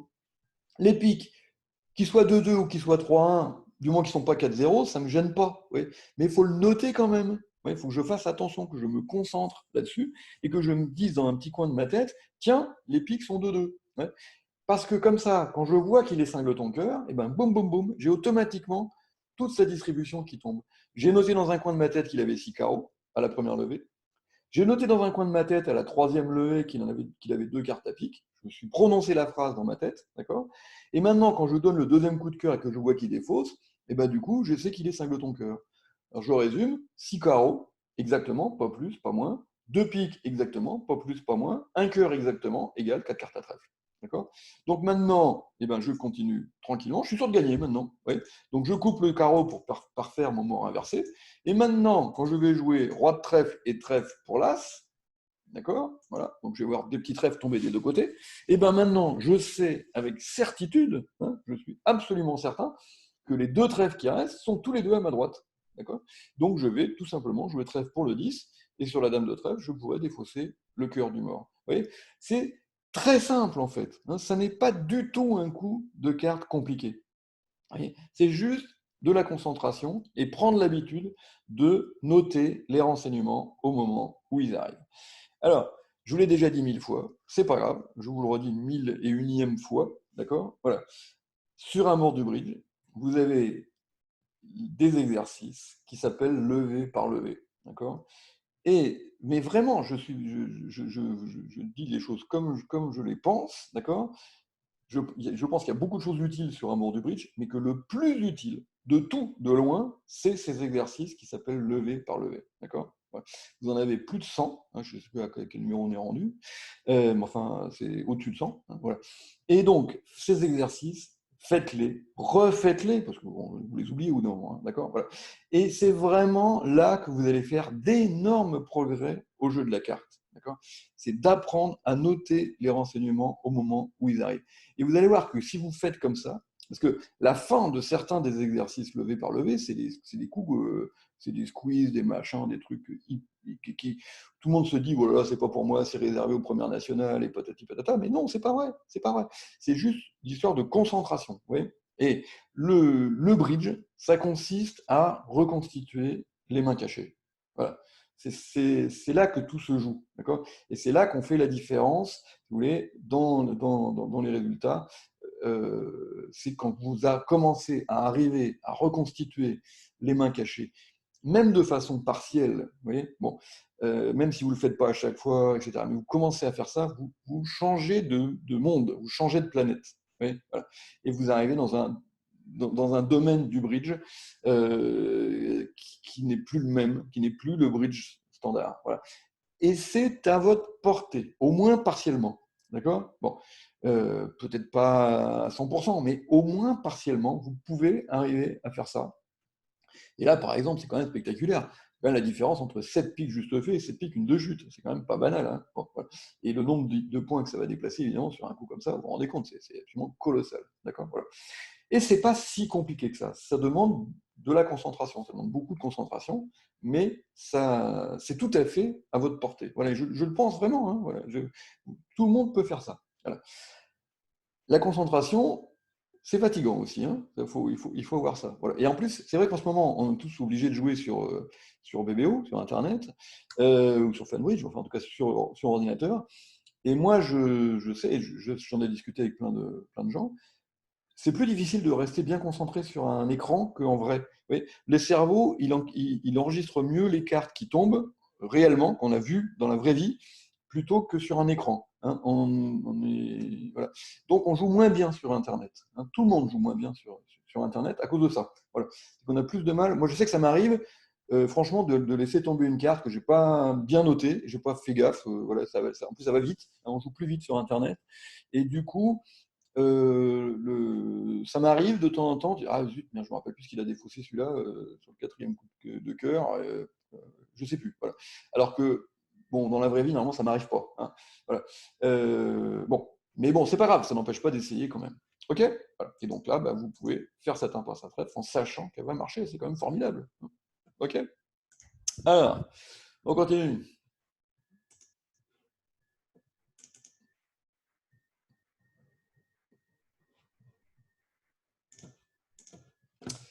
Et donc, donne numéro 3, et à la surprise générale, vous jouez 7 piques. Bon. Et cette fois-ci, il n'y a pas eu d'intervention, mais vous avez exactement les mêmes jeux qu'à la zone d'avant. Ok? Bon. Mais cette fois-ci, il n'y a pas eu d'intervention. Et votre adversaire de gauche entame cette fois-ci du roi de carreau. Bon. Donc là, évidemment, vous ne pouvez pas savoir comment sont répartis les carreaux, puisqu'il n'y a pas eu. Pardon? Excusez-moi, il n'y a pas eu d'intervention. Bon. Alors, l'idée de base, ça va quand même toujours être la même, c'est qu'il faut arriver à faire 4 levées de trèfle. Bon. Et que pour arriver à faire 4 levées de trèfle, il va donc falloir deviner, là encore, comment sont répartis les trèfles. Mais ça va être plus compliqué parce qu'on n'a pas ce renseignement de l'intervention à un carreau tout à l'heure. D'ailleurs, petite parenthèse au passage, vous voyez que cette intervention à un carreau, elle nous a aidé de façon considérable à gagner cette pique. S'il n'y avait pas eu l'intervention, on n'aurait pas gagné, parce qu'on n'aurait pas eu ce renseignement sur le partage des carreaux. Bon. Et donc, ça veut dire quoi? Ça veut dire que les joueurs qui sont trop bavards, qui passent leur temps à intervenir tout le temps, parce qu'ils veulent participer à la donne et montrer qu'ils existent, ils ne se rendent pas compte de ce que ça leur coûte à la fin de l'année, non pas à l'enchère, c'est pas l'intervention à un carreau qui en elle-même est problématique. Vous voyez, bon, c'est-à-dire que voilà, c'est pas, on va pas se faire contrer à un carreau, surtout quand il intervient avec 6 carreaux ou Adam valet 19. Bon, mais ça a des conséquences sur le jeu de la carte. Vous voyez, et donc Bon, ça ne veut pas dire que là, sur cette donne-là, il ne fallait pas qu'il intervienne à un carreau. Mais vous voyez bien que quand on parle trop, vous voyez, qu'on intervient trop souvent, eh ben, on donne des coups de pouce considérables à ses adversaires sur le jeu de la carte, hein. C'est d'ailleurs pour cette raison que je ne suis pas du tout un fan des ouvertures de cœur et de pique bicolores. Vous voyez, bon, qui peuvent avoir des avantages à côté, je le conteste pas, mais qui ont aussi cet inconvénient de parler avec des mains pas bien fortes, hein, parce que généralement, les types avec 7-8 points, 5-4, bon, ce pas des mains qui sont très fortes ni en points ni en distribution, hein. Et donc, ils ne nous amènent pas à jouer le coup si souvent que ça, d'accord? Donc, c'est très souvent l'adversaire qui va jouer le coup quand on fait ces ouvertures de deux cœurs et de deux piques bicolores. Et du coup, ça devient une catastrophe. Parce que pour le jeu de la carte, c'est un vrai régal. Voilà.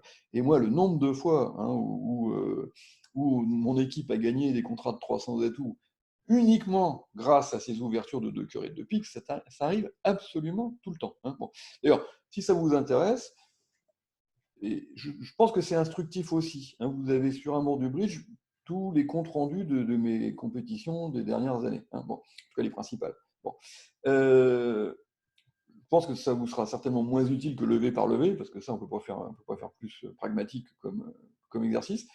Mais c'est intéressant quand même d'aller les regarder, parce que d'abord, c'est des donnes réelles, hein. Là, c'est plus des donnes de bouquins, c'est des donnes qui sont vraiment produites dans la vraie vie, et où vous voyez des gens qui sont donc comme pour la grande majorité première série nationale, quelques premières piques qui traînent là-dedans. Et donc, c'est intéressant de voir ces gens-là. Et en plus, ça a un côté rassurant parce que c'est voir le nombre de bêtises qui sont faites dans ces divisions nationales 1 ou 2.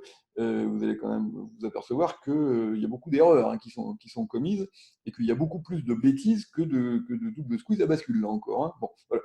Et du coup, ça peut donc être à la fois instructif et rassurant, rassurant pour vous. Bon, voilà. Alors, je reviens donc à mon histoire de contrat de 7 piques. Donc là, cette fois-ci, bah, il va falloir encore arriver à faire 4 levées de tête. Et on va, là encore, faire le mort inversé, bien que vous allez voir que les atouts ne sont pas partagés 4-0, parce que ça va nous permettre, là encore, d'avoir une bonne idée du compte des mains. Bien. Alors, mon adversaire, donc entame du roi de carreau, je prends, je mets un petit carreau du mort, je note le 7 à ma droite, donc le 7 de carreau qui est visiblement un énorme, donc qui devrait probablement provenir d'un nombre pair de carreaux. Bien. Enfin, je ne sais pas si c'est 4, 6, 2, pour l'instant, j'en sais. Bon, 2, c'est peu probable. 2, ça ferait 7 carreaux, roi dame valet à ma gauche. Ça, c'est pas possible, il aurait fait un barrage à carreaux. Bon. Mais disons qu'on peut imaginer que le joueur de droite a 4 ou 6 carreaux. Bien. Alors, je tire la 2 piques pour voir. Tout le monde fournit, enfin, pour le seul au premier tour. Je tire le roi de pique et là, bon, je vois que les atouts sont partagés 3-1. Donc je note. Alors, un grand chelem, on ne donne pas le compte. Si, bien sûr qu'il faut qu'il donne le compte, parce que la difficulté de la défense contre les grands chelems, c'est de bien défausser. Oui. Donc, il ne faut pas qu'il se trompe dans ses défausses. Bon. Donc, il a besoin de connaître mon nombre de carreaux pour savoir s'il faut qu'il garde ses carreaux ou pas. Donc, si le compte est encore plus important contre un grand chelem que contre une partielle, hein. Bon. Alors, donc, je note dans un petit coin, les piques étaient 1 à gauche, 3 à droite. Bon. Je donne le troisième coup d'atout, parce que je ne vais pas m'amuser à me faire couper mes cartes maîtresses. D'accord, voilà. Et donc, j'ai vu quand même qu'il avait déjà défaussé 2 cœurs, celui-là, hein. Ok, bon. Donc, je note dans un petit coin de ma tête. Et maintenant, je continue mon mort inversé. Je vais donc couper les 2 carreaux du mort. D'accord. Bien. Donc, carreau, l'autre met le 2, donc il confirme qu'il avait un nombre pair de carreaux, et l'autre met le valet. Bon. Alors là, par contre, ça ne veut pas dire grand-chose, parce que comme il sait que j'ai plus de carreaux, il peut mettre n'importe lequel des carreaux, il peut s'amuser à mettre le valet s'il veut, même s'il lui reste le 8 et le 7, hein. Bon, ça n'a pas d'importance. Donc là, je ne peux pas me fier, franchement, à ce valet de carreaux qui ne veut, pour l'instant, rien dire. Je vais donc remonter au mort à l'as de cœur. Bon, je note. Alors, n'oubliez pas qu'il en a déjà défaussé dessus de gauche, hein. Bien. Et je coupe le dernier carreau du mort. Et la dame tombe, mais là encore, c'est pas révélateur. Il peut s'amuser à me mettre la dame s'il lui reste le 2 à la place, hein. C'est pas... Bon, ouais, puisqu'il sait que j'ai plus de carreau nulle part. Donc ce n'est pas une carte qui est révélatrice de son nombre de carreaux. Et donc je me retrouve dans cette position-là. Alors,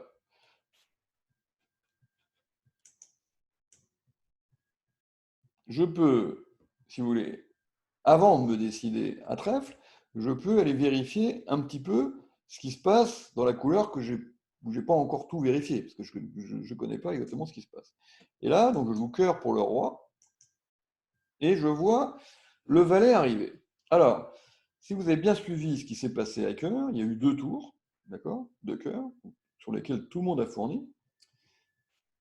Et le joueur à gauche en a déjà défaussé 2. D'accord? Bon. Alors, ça veut dire qu'il ne reste plus qu'un seul cœur dehors, d'accord? Et que ce cœur est la dame. Ça vous va? Bon. Alors maintenant, que je regarde ma diapositive, que je ne me gourre pas. Voilà. Donc, j'encaisse 2 coups de trèfle, roi de trèfle et trèfle pour l'as. Si jamais le valet tombe, comme ça au moins je suis fixé. Et donc je me retrouve dans cette position-là. OK? Bien. Et il va falloir que je décide si je joue un petit trèfle pour le 10 ou un petit trèfle pour la dame. Alors, il ne reste plus qu'un seul cœur dehors, mais je ne sais pas où il est. Hein, il peut être aussi bien à gauche qu'à droite. Et les carreaux, c'est pareil, tout le monde a fourni sur les 3 coups de carreau, donc je n'ai pas de certitude exacte de la place des carreaux. Donc, contrairement à la donne d'avant, où j'avais une certitude, hein, je savais qu'il y avait 4 trèfles à droite, là, franchement, je suis un petit peu dans le brouillard. Alors, à votre avis, qu'est-ce que je vais faire? Alors, ça veut dire quoi, ça, je corps?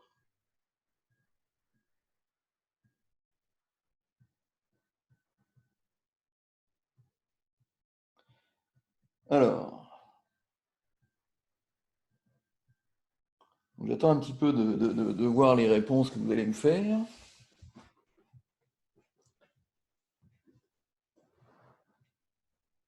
Donc, il y en a déjà 2 qui m'ont donné 3, 4, 5. C'est bien, c'est bien, c'est bien. 6. Voilà. Ah, n'oubliez pas, hein, Christine, le chat en privé, dans ces cas-là, quand vous donnez une réponse comme ça. Voilà. Donc ça, c'est une petite chose toute bête, mais vraiment toute bête, et qui va vous faire gagner des milliers de levées dans votre vie. Voilà. Vous êtes à X cartes de la fin, d'accord? Et vous avez X moins une levée. Bon, donc par exemple, là, on est à 3 cartes de la fin, et vous avez 2 cartes maîtresses, l'atout et la dame de trèfle, d'accord? Bon. Ça serait pareil si on était à 5 cartes de la fin, avec 4 cartes maîtresses, etc. Si vous en manque une, d'accord? Bon. Et donc évidemment, soit vous allez faire le reste, soit vous allez perdre la dernière levée. D'accord? Donc, dans ces cas-là, si vous avez une carte maîtresse dans une couleur où vos adversaires n'en ont plus, vous voyez? Bon. Là, par exemple, vous avez 2 cartes maîtresses sur les 3 cartes qui vous restent. Il vous reste le 9 de pique, qui est une carte maîtresse, et la dame de trèfle, qui est une carte maîtresse. Le 9 de pique, plus personne n'en a. D'accord? La dame de trèfle, ils ont encore des trèfles. Eh bien, dans ces cas-là, encaissez la ou les cartes maîtresses dans les couleurs pleines, c'est-à-dire les couleurs où votre nombre de levées est définitivement fixé. C'est-à-dire que là, il vous reste une carte maîtresse à pique, vous ne ferez pas 2 levées de pique. Bon. Par contre, à trèfle, il vous reste une carte maîtresse et votre but, c'est de faire 2 levées de trèfle. Ouais. Bon. Donc ça, ce n'est pas une couleur pleine. Vos trèfles ne sont pas maîtres, ne sont pas tous maîtres. Ouais. Bon. Donc, encaissez les couleurs des cartes, des couleurs totalement pleine maîtresse, oui, où votre nombre de levées est définitivement bloqué. Voilà. Là, votre nombre de levées de pique est bloqué à une, vous n'en ferez pas 2. Oui, bon. Donc, encaissez ces couleurs-là. Et donc, en général, c'est quoi ces couleurs-là? C'est le dernier atout. Encaissez votre dernier atout. Ça ne sert à rien de garder le dernier atout pour demain. Oui. Si vous perdez la main, ça sera à la 13e levée. Donc, ce n'est pas grave de ne plus avoir d'atout à la 13e levée. D'accord? Voilà. Donc, encaissez ce 9 de pique. Voilà. Et regardez ce qui va se passer. Voilà la position à 3 quarts de la fin. Votre adversaire de gauche, pour son grand malheur, il lui reste la dame de cœur, donc il est le seul à garder le 9 de cœur du mort, et c'est lui aussi qui a les 2 trèfles. D'accord? Voilà. Et donc, évidemment, ça ne marcherait pas s'il y avait la dame de cœur d'un côté et les trèfles de l'autre. Mais là, ils sont dans la même main. Et donc, lorsque vous encaissez le 9 de pique, sur lequel vous défaussez évidemment votre petit cœur qui ne sert à rien. D'accord ? Votre adversaire de gauche, qu'est-ce qu'il fait, le pauvre malheureux ? Ok ? Voilà. Donc, soit il défausse la dame de cœur et le 9 de cœur est bon. Hein, donc, ça, vous aviez noté que dame valet 10, enfin que valet 10 était tombé. As-Roi, valet 10 était tombé. Donc, il n'y avait plus que la dame au-dessus du 9. Donc, il faut faire un petit peu attention pour avoir bien noté que les cœurs qui étaient tombés. D'accord ? Et donc, s'il défausse la dame de cœur, votre 9 de cœur est bon et vous pouvez l'encaisser parce que vous êtes du bon côté. Et puis, s'il veut garder sa dame de cœur, il est obligé de défausser un trèfle. Et donc, du coup, il n'y a plus qu'un seul trèfle dehors. Donc, quand vous allez jouer trèfle, l'autre va défausser. Il n'y a pas d'autre choix, évidemment, que de mettre la dame. Et coucou, il y a le valet qui va tomber. Vous voyez ? Là encore, c'est pas si compliqué, oui, et c'est un squeeze. Voilà. Et vous avez réussi à faire un squeeze. Et vous avez fait ce squeeze à la seule et unique condition de penser à tirer votre dernier atout. Ouais. C'est ce qu'on appelle un squeeze automatique. Donc, il n'a pas nécessité de préparation compliquée. Bon, c'était juste penser à encaisser le dernier atout. Bon, et puis faire un petit peu attention au gros cœur qui était tombé pour s'apercevoir, s'il jette la dame de cœur, que votre compte était maître. Alors oui, effectivement, donc là, les techniciens du squeeze, le compte était réduit. Oui, effectivement, quand on joue cette pique, le compte est réduit au départ, parce que je rappelle que réduire le compte, c'est donner aux adversaires le nombre de levées qu'on veut bien leur donner. Donc, quand on joue cette pique, c'est 0, donc il est réduit au départ. Alors, là encore, vous avez une vidéo sur Amour du Bridge sur le squeeze, et là encore, allez la regarder. Bon, de toute façon, vous sortez pas de chez vous, vous devriez être en permanence connecté sur Amour du Bridge. Il y a tellement de choses à faire dessus. Voilà. Et donc, bon, sortez-les, c'est une petite balade de temps en temps pour aller promener le chien, mais après, vous revenez sur Amour du Bridge. Bon. Et donc, et vous allez voir que là encore, la plupart des squeezes sont pas si compliqués que ça, même c'est même relativement facile. Il y a deux, trois petites règles à connaître, et surtout pensez à encaisser ce fameux dernier atout. Ok, bon. Alors, on a fait 3 fois la même variante. On va changer un petit peu pour la dernière.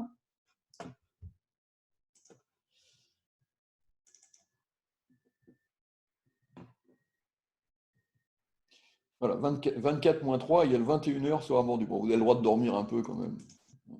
Donc, si vous dormez 8 heures, bon, 21 moins 8, il reste encore 13 heures que vous pouvez passer sur Amour du Bridge. Alors, donne numéro 4. Donc, vous avez ouvert un pic et votre partenaire vous a répondu 3 carreaux et vous vous êtes mis depuis peu au Fitmash Turbo. Je vous l'impose. Donc, le Fitmash Turbo, c'est ce que je joue avec mon partenaire. Parce que souvent, on me fait le reproche suivant, c'est de me dire, oui, vous nous parlez de convention, patati patata, puis vous, c'est pas ça que vous jouez. Bon. Alors, ça peut être vrai, hein, ça peut être vrai. Moi, s'il m'arrive de jouer des conventions un peu sophistiquées, voire très sophistiquées, qui me demandent, moi, 1 heure de révision avant chaque match. Bon, ces conventions-là, franchement, en général, je ne vous les impose pas. Hein, j'ai pitié de vous et je ne vous parle pas de ces conventions-là hyper sophistiquées avec des relais dans tous les sens et qui demandent 1 heure de révision pour chaque, hein, avant chaque tournoi. Donc j'ai pitié de vous.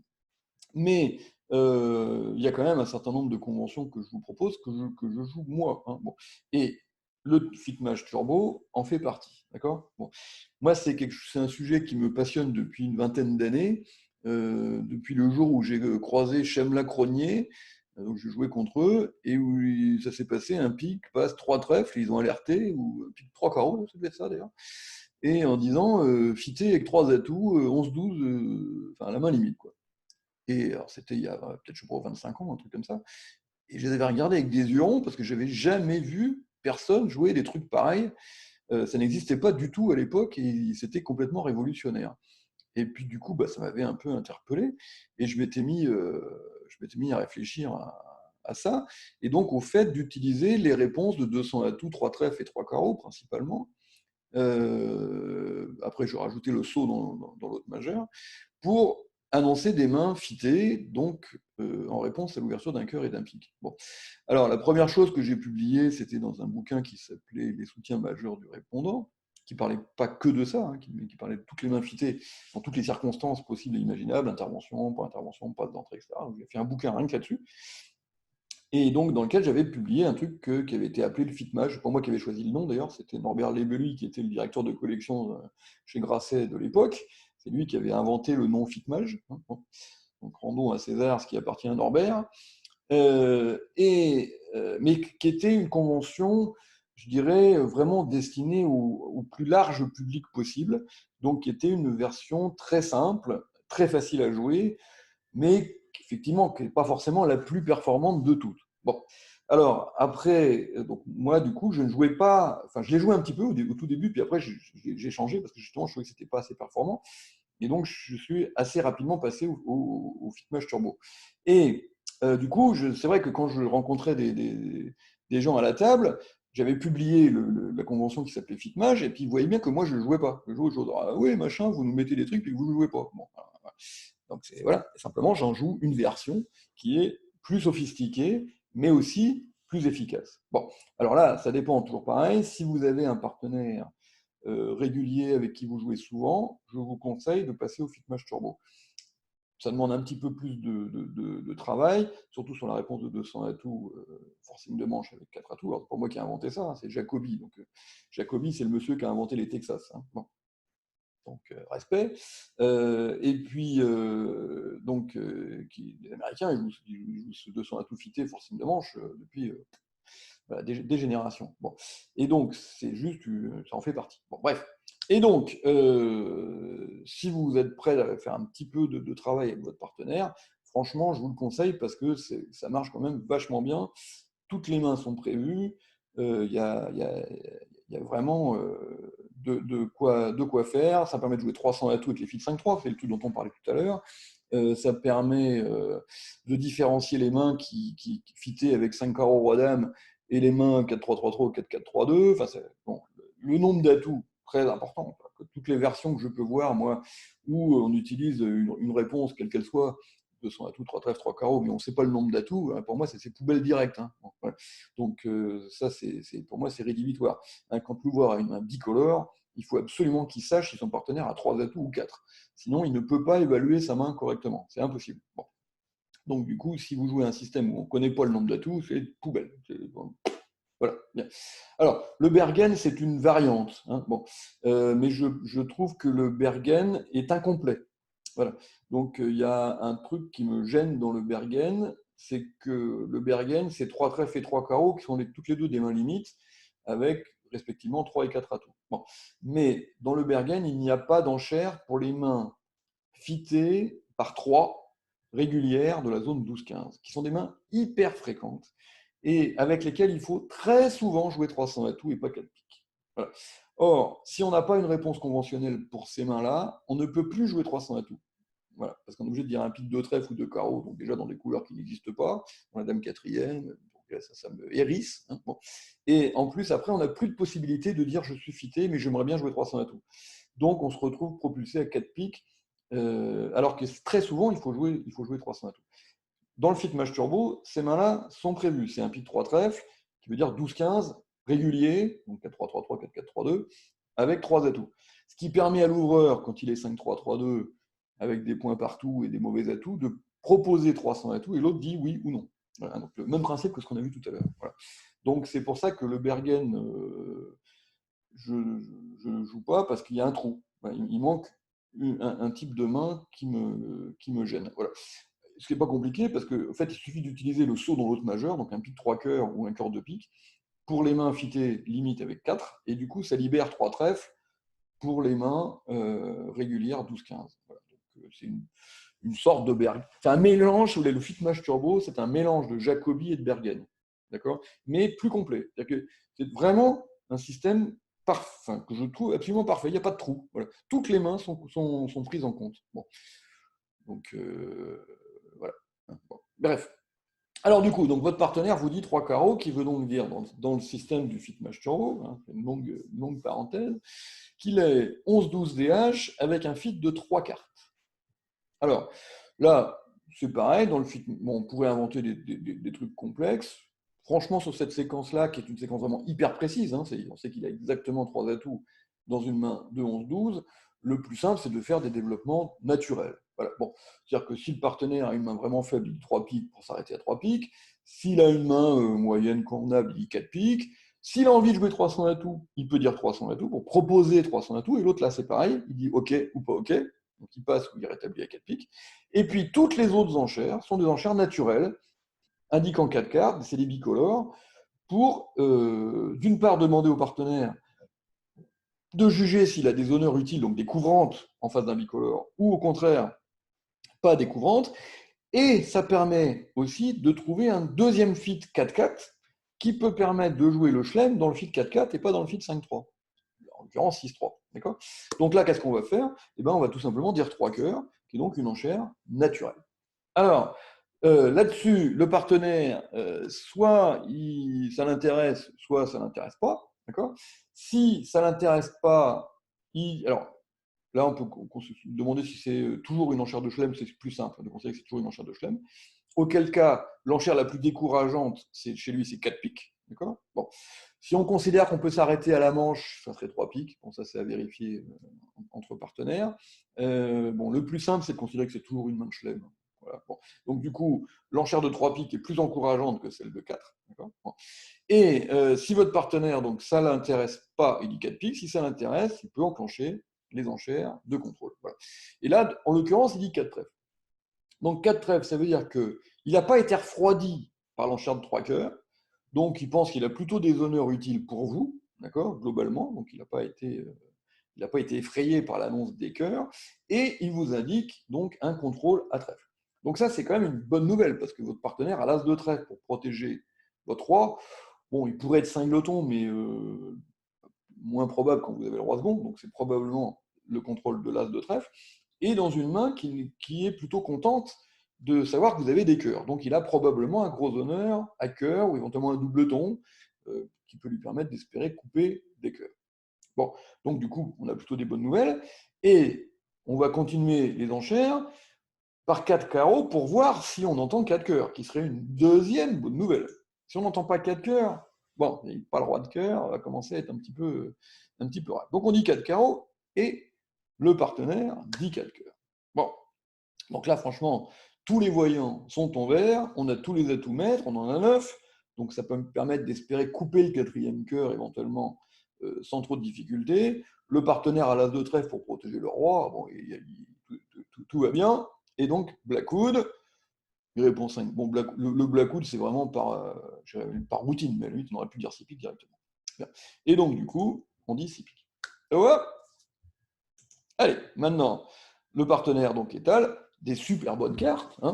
Roi, dame de cœur dans les cœurs, le valet de pique qui va être peut-être éventuellement utile, et puis l'as de trèfle pour protéger le roi, et rien dans le cingleton. Donc, absolument parfait. Alors, sinon, à 4 cartes à cœur, donc, alors là, il y a deux façons de procéder, un peu sophistiquées. Donc, moi, ce que je joue avec mon partenaire dans cette situation-là, donc sachant que l'enchère de 3 cœurs est toujours une enchère de chelem, nous on joue comme ça.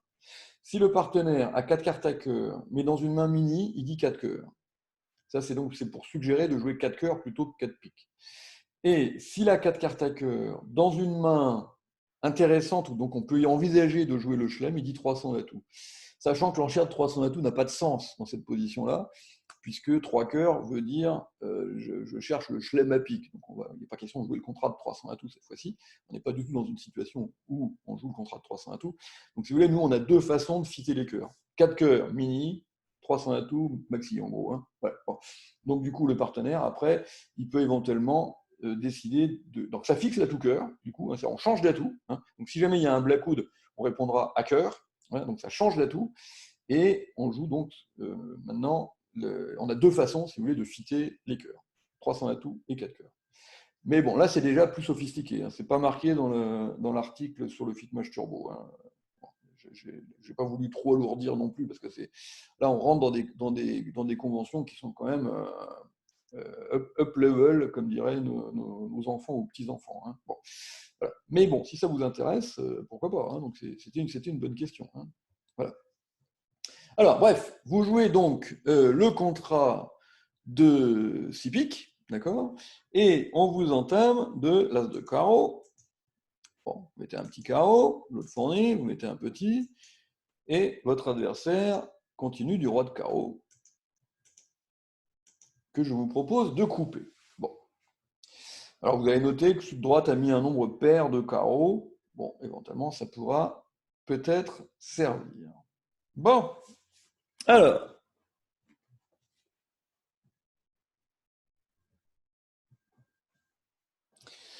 si levée de pique, d'accord? 3 levées de cœur, ça fait 9. Et As-Roi de trèfle, ça fait 11. Donc, il nous manque une levée.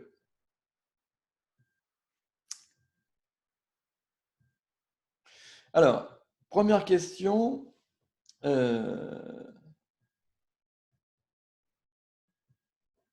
Non, pas première question.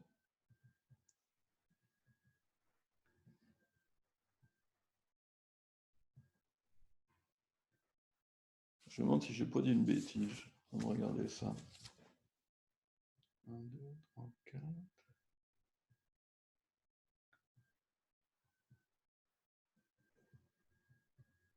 Non, oui, non, je n'ai pas dit de bêtise.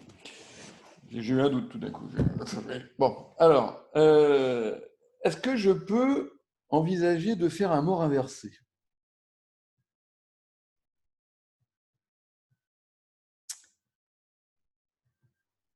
Alors, répondez pas trop vite parce que c'est pas évident. Alors, première chose qu'on va regarder, si les atouts sont partagés 2-2, vous allez gagner votre chelem sans difficulté.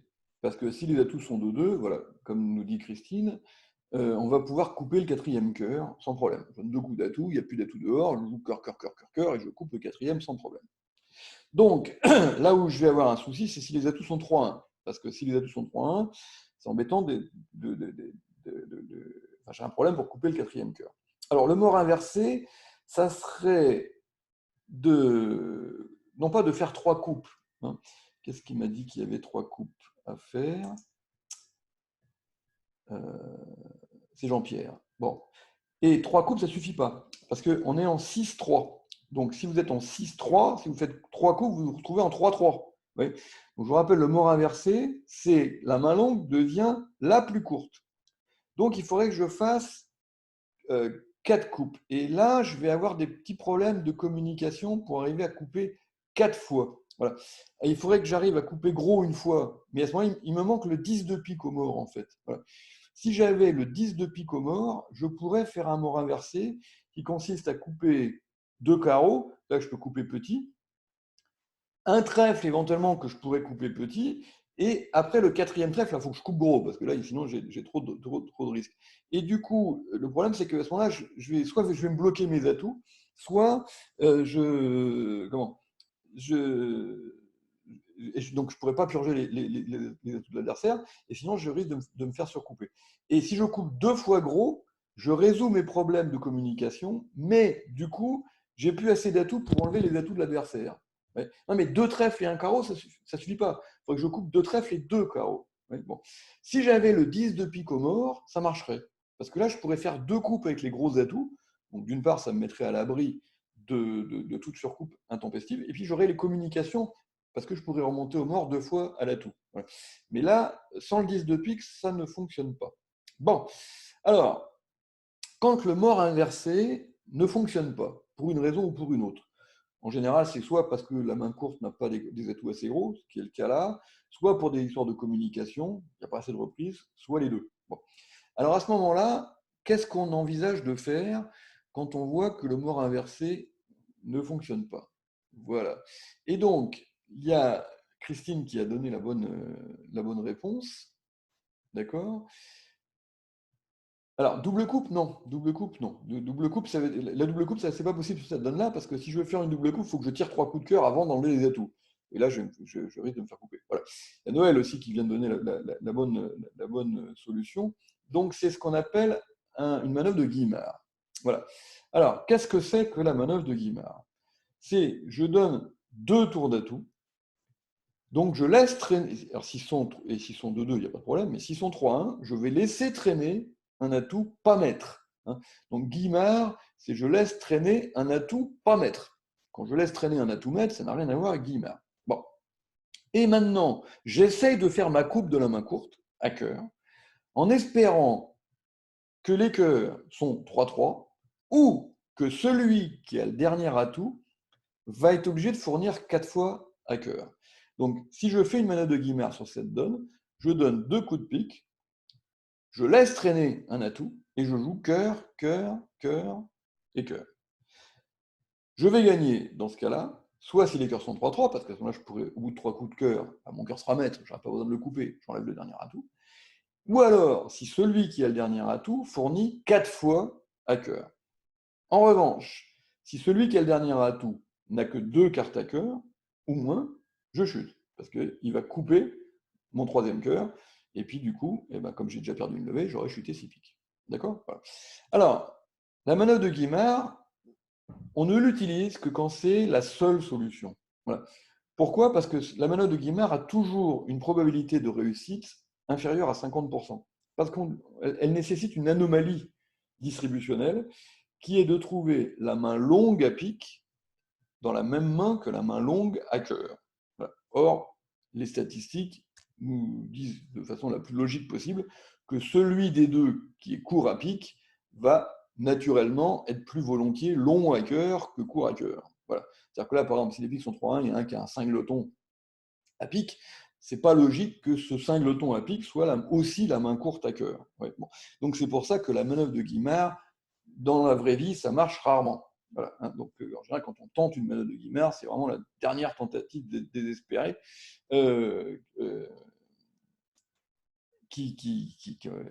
qu'on essaye, mais en sachant que généralement, elle ne marche pas. Voilà, bon. Et donc, il y a une autre piste. Alors, je crois que Gilbert a trouvé, que je vérifie ce qu'il me raconte. Ah, bah, la première, ça, c'est la manœuvre de Guimard. Et l'autre, ouais. Voilà. Donc Gilbert a trouvé, bravo, parce que c'est pas évident. Hein. Donc, l'autre solution. Alors, il y a les cœurs 3-3, bien entendu. Hein, donc, là, mais si les cœurs sont 3-3, je dirais, je n'ai pas de ligne de jeu perdante. D'accord. Bon. Et il y a une autre ligne de jeu qui va être d'espérer, donc soit les cœurs 3-3, soit 4 cartes à cœur dans la main.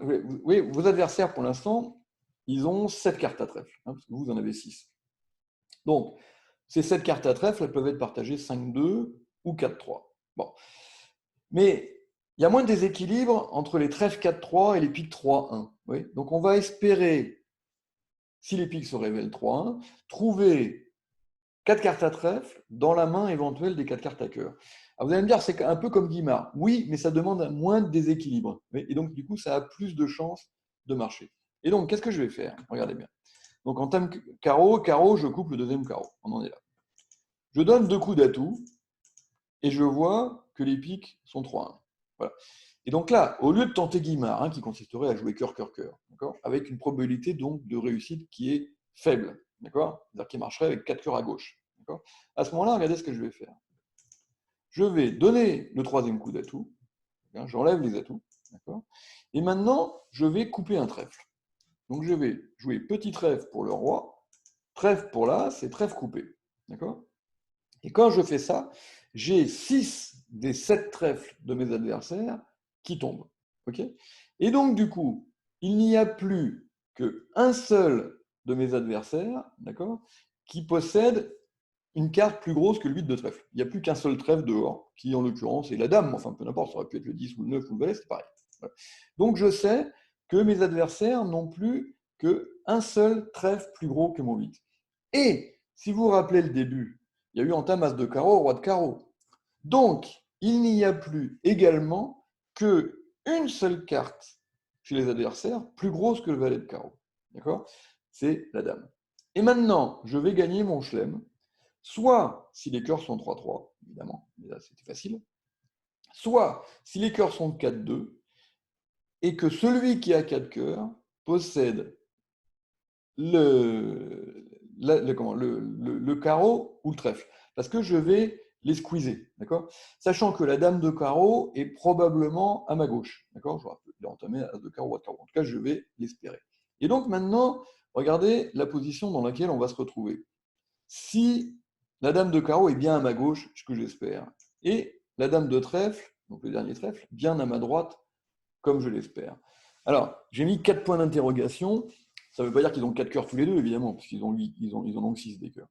Mais vous allez voir que ça fonctionne soit quand j'ai 4 cœurs à ma gauche, soit quand j'ai 4 cœurs à ma droite. Parce que, qu'est-ce que je vais faire maintenant à 5 cartes de la fin? Quelle carte je vais jouer de ma main? Voilà, c'est exactement comme tout à l'heure, d'accord? On est à 5 cartes de la fin, j'ai 4 cartes maîtresses, un atout et As-3 dame de cœur. Donc, j'encaisse ma carte maîtresse dans ma couleur pleine. Quelle est la seule couleur pleine? Pique, d'accord? Donc, j'encaisse ma dame de pique. Et maintenant, regardez ce qui se passe. Mon adversaire de gauche qui a la dame de carreau, si c'est lui qui a 4 cartes à cœur, eh ben, il est mort. Parce que soit il jette la dame de carreau, soit il jette un cœur. D'accord? Voilà. Bon. Et puis, donc, bon, il va garder la dame de carreau.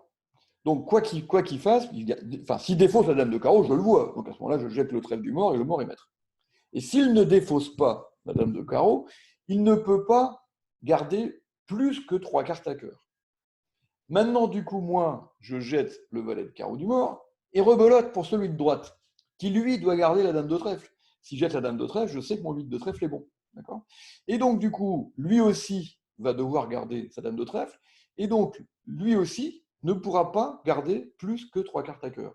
Donc, il n'y restera plus de possibilité qu'un de mes adversaires possède 4 cartes à cœur. D'accord? Sauf si la dame de trèfle et la dame de carreau étaient dans la même main, à gauche ou à droite, et là, du coup, ça ne marchait pas, parce qu'il y en avait un qui gardait les 2 dames et l'autre qui gardait les 4 cœurs. Bon. Sauf si c'était le même qui avait les 3. Là, il était squeezé à 3 couleurs, en fait. Bon, voilà. Mais, donc, j'ai quand même des grosses chances de gagner le contrat en jouant comme ça, et la probabilité de réussite est évidemment bien meilleure que la manœuvre de Guimard. D'accord? Alors, il ne faut pas savoir que la dame de carreau est à gauche, comme nous dit Jean-Pierre, il faut l'espérer, ce qui n'est pas pareil. D'accord? Voilà. Donc, je vais espérer que la dame de carreau est à gauche et la dame de trèfle à droite. D'accord? Ce n'est pas une certitude, c'est un espoir. Bon, mais ça n'empêche pas que ça ne change rien au principe. Vous voyez? D'accord? Voilà. Et donc, on vient de faire un double squeeze. Alors, en fait, ce n'est pas tout à fait un double squeeze d'ailleurs. C'est un simple squeeze, mais on ne sait pas lequel on a squeezé. Voilà. On sait qu'on en a squeezé un des deux, mais on ne sait pas lequel. Voilà. Le double squeeze, on squeeze vraiment les deux. Donc, ce n'est pas tout à fait un double squeeze. En fait, ça s'appelle un squeeze alternatif. On a squeezé un des adversaires sans savoir lequel on avait squeezé. D'accord? Voilà. Et donc, les 4 jeux, on va vous les montrer. Bon, en l'occurrence, vous avez squeezé celui de droite. Vous voyez, bon. Mais vous auriez pu squeezer celui de gauche. On n'en sait rien. Hein, voilà. Et puis à la limite, c'est pas important, parce que de toute façon, l'important, c'est d'en avoir squeezé un des deux. D'accord? Voilà. Alors, on a fini. Je vais vous rendre éventuellement la parole à tous. Hop, voilà. Pour si vous avez des petites questions éventuelles, est-ce qu'il y en a parmi vous qui ont pensé à préparer des questions Oui, éventuelles? oui, oui, oui. Oui?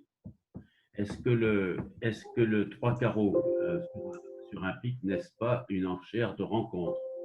Alors non, le 3 carreaux sur un pic est une enchère de rencontre pour un joueur qui a passé d'entrée. Hein. C'est-à-dire que tout ce qui est Fitmage Turbo, Bergen, etc., etc., hein, tous les systèmes de réponse, quels qu'ils soient, d'accord, n'existent plus quand on a passé d'entrée. D'accord? C'est-à-dire que tous ces systèmes-là, hein, quels qu'ils soient, ils ont tous le même point commun, c'est de n'exister que sur les ouvertures d'un cœur et d'un pic en premier ou en second. Ils n'existent pas sur les ouvertures en troisième ou en quatrième. Là, ils sont remplacés par le Drury et tout un tas de. Il y a un 200 à tout fitter, mais ce n'est pas le même. Voilà, donc ils sont remplacés par un autre système. Et également en l'absence d'intervention adverse. Hein. Toute intervention, quelle qu'elle soit, même contre, supprime tous ces systèmes-là. D'accord? Voilà. Et les enchères de rencontre existent, donc soit sur les ouvertures d'un cœur et un pic en troisième ou en quatrième. Donc là, 3 carreaux, c'est du carreau, donc une belle longue à carreau et un fit quatrième, ou une intervention éventuelle par contre. Un pic contre 3 carreaux, c'est aussi une enchère de rencontre. Ça n'est plus du fit-mage, ni du Bergen, ni du quoi que ce soit. D'accord? Voilà. Et elles ont toutes ce même point commun. Hein. Toutes ces conventions-là n'existent plus sur les ouvertures en premier ou en second et n'existent plus après intervention adverse. D'accord? Voilà. Et là, du coup, elles peuvent éventuellement être remplacées par une enchère de rencontre. D'accord? Donc l'enchère de rencontre existant soit si on a passé l'entrée, soit si l'intervention adverse est contre. Par contre, elle n'existe pas sur une intervention à la couleur. Un pique, 2 trèfles en intervention, 3 carreaux, ça n'est pas une enchère de rencontre, c'est du carreau. C'est pas non plus un fit, d'ailleurs, c'est juste du carreau. C'est non forcing avec du carreau. 6 ou 7 carreaux, non forcing. D'accord. Et ça ne devient une enchère de rencontre que si j'ai passé l'entrée. Ok. Voilà. Donc ça, c'est important aussi de ne pas se prendre les pieds dans la moquette. Alors là encore, vous avez sur Amour du bridge plein d'exercices là-dessus. Tu as parlé du livre de... Ah, sur la dernière ligne, tu jettes quoi sur le pic? J'adapte ma défausse à ce qu'il fait. Et si je pars du principe qu'il a la dame de carreau, je jette le valet de carreau. D'accord. Si j'avais pensé que la dame de carreau était de l'autre côté, j'aurais jeté le trèfle. Donc c'est juste d'essayer d'imaginer. Alors, tu as parlé du livre de Romanet au jeu de la carte et un autre livre américain. Alors, je ne sais pas. Le dernier livre américain que j'ai lu sur le jeu de la carte, c'est le livre de Rodwell, qui s'appelle, je ne sais plus comment. Vous avez une critique, dans Critique de livre sur Amour du bridge, il y a une critique sur ce livre-là. Donc c'est Eric Rodwell qui a écrit ça. Donc Eric Rodwell, c'est une des stars du bridge mondial. Hein. Avec Mextrot, c'est certainement une des meilleures paires de toute l'histoire du bridge. Ils ont gagné un nombre de titres mondiaux absolument faramineux. Alors, c'est un super bon bouquin, mais moi, bon, je ne suis pas Eric Rodwell au jeu de la carte, mais enfin, je ne suis pas non plus complètement débutant. Quand j'ai fini de lire ce bouquin, la réflexion que je me suis faite à moi, c'est j'ai compris pourquoi ce type était plus fort que moi. Bon. C'est-à-dire que c'est un super bouquin, mais il faut s'accrocher aux branches. Hein. C'est du très, très, très top niveau. Là. C'est vraiment difficile. Hein. Bon, donc ça peut être intéressant d'aller le lire. Hein. C'est un bon bouquin, il est bien fait. En plus, il est assez sympa à lire parce que voilà, il est organisé d'une façon un peu bizarre. C'est un peu comme si vous étiez invité chez Eric Rodwell à dîner. Et puis, après le dessert, il vous propose de prendre un cognac et de fumer un cigare dans son salon. Et puis, on discute de bridge. Quoi. Oui, donc, il n'est pas du tout organisé de façon très cohérente. Hein, mais c'est intéressant quand même. Hein, mais c'est voilà, c'est un petit peu conversation auprès du feu avec Eric Rodwell. Il dit, tiens, c'est ça, je te rappelle de cette donne-là, comment j'ai joué, patati. Ouais, c'est ça. Bon. Alors, autre question. Quand tu fais le compte des points adverses, peux-tu rappeler comment tu procèdes? Ah, quand le mort s'étale, c'est très simple. On prend la fourchette haute du jeu caché. Donc, par exemple, quand on est en flanc, par exemple, donc le déclarant, il a ouvert d'un sang à tout. Bon, prenons un exemple simple. Donc, 15, 17, je me base sur 17. Donc, 17, j'additionne mes points, j'additionne les points du mort. J'arrive à 34. Bon. Et ben, donc, du coup, mon partenaire, il a 40 moins 34, ça fait 6. Et là, de 6, lui, ça sera sa barre mini. Et je rajoute la même incertitude que le déclarant. Donc, le déclarant, il est 15-17, donc 6, 6-8. Vous voyez, ouais. Et ça fait comme ça. Ah, alors le bouquin de Saporta. Saporta, il n'est pas américain. Non, Saporta, il est français, ça c'est sûr. Et alors, les bouquins de Saporta, formidables. Vraiment, en plus, ils sont bien écrits, ils sont drôles, Saporta, c'est vraiment l'écrivain de bridge français le plus talentueux. À mon avis, il est sûr de gagner. Ces bouquins sont super intéressants, sont assez top niveau quand même, hein. Bon. Mais ils sont vraiment absolument passionnants. Alors, et plus abordables quand même que Rodwell. Le bouquin de Rodwell, franchement, c'est vraiment très, très, très, très difficile. Hein. Bon. Donc, je vous conseille plus le bouquin de Saporta, même s'ils ne sont pas faciles, ils sont quand même beaucoup plus abordables que le bouquin de Rodwell. Voilà. Rodwell, moi, je l'ai trouvé difficile. Hein. Bon, voilà. Alors que Saporta, ça va être beaucoup plus. Voilà. Et puis Saporta, c'est beaucoup plus organisé. C'est-à-dire que, par exemple, il y a un bouquin de Saporta sur le jeu de la carte en flanc, c'est une merveille. Hein. Ah oui, ça vraiment, il faut lire ça. Il faut lire ça. Hein. Ça fait partie des livres. Pour moi, les livres de Saporta font partie de ce que tout bridger doit avoir lu. Voilà. Bon, même si ce n'est pas forcément facile, mais il faut avoir lu les bouquins de Saporta. Ils sont tous bien. Hein, et en plus, cerise sur le gâteau, ils sont bien écrits, C'est du bon français, il parle bien, il maîtrise bien la langue, et il a de l'humour. En plus, c'est drôle. Donc, franchement, il ne faut pas s'en priver, hein. Voilà. Donc, les bouquins de Saporta, c'est avec Bridge dans la ménagerie. Voilà. Il faut avoir lu Bridge dans la ménagerie, ça c'est obligatoire, hein. Et les bouquins de Saporta. Voilà. Rodwell, bon, lisez-le si vous voulez, mais franchement, vous allez avoir mal à la tête avant d'arriver à la fin, hein, parce que c'est vraiment très très difficile. Ok, bon, eh bien, écoutez, je vous remercie de votre attention, et puis à la semaine prochaine. Je vous rappelle, hein, donc, contrairement à ce que j'avais dit au tout début, il y aura cours le 4 janvier, hein, puisque comme le réveillon a été annulé, donc la semaine du 4 et 6 janvier, il y aura cours à ce moment-là. Voilà. Ben, écoutez, je vous remercie. Il y en a certains d'entre vous qui sont arrivés à la fin de leur forfait de 5. J'espère que l'expérience leur a plu et qu'ils continueront l'expérience avec moi. Donc, je pense qu'on va. Bon, là, on est en confinement, mais moi, franchement, je trouve que c'est une bonne formule. Euh, donc, que les cours comme ça sur Internet continueront même quand le confinement sera terminé. Et voilà, en plus, le lundi matin, je pense que beaucoup de gens parmi vous sont libres, ou le mercredi soir pour ceux qui ne peuvent pas venir le lundi matin. Et puis, donc, on va continuer comme ça parce que ça fonctionne bien, ça permet de parler de plein de choses. Et puis, moi, je trouve que c'est une formule qui est efficace. Voilà, à bientôt!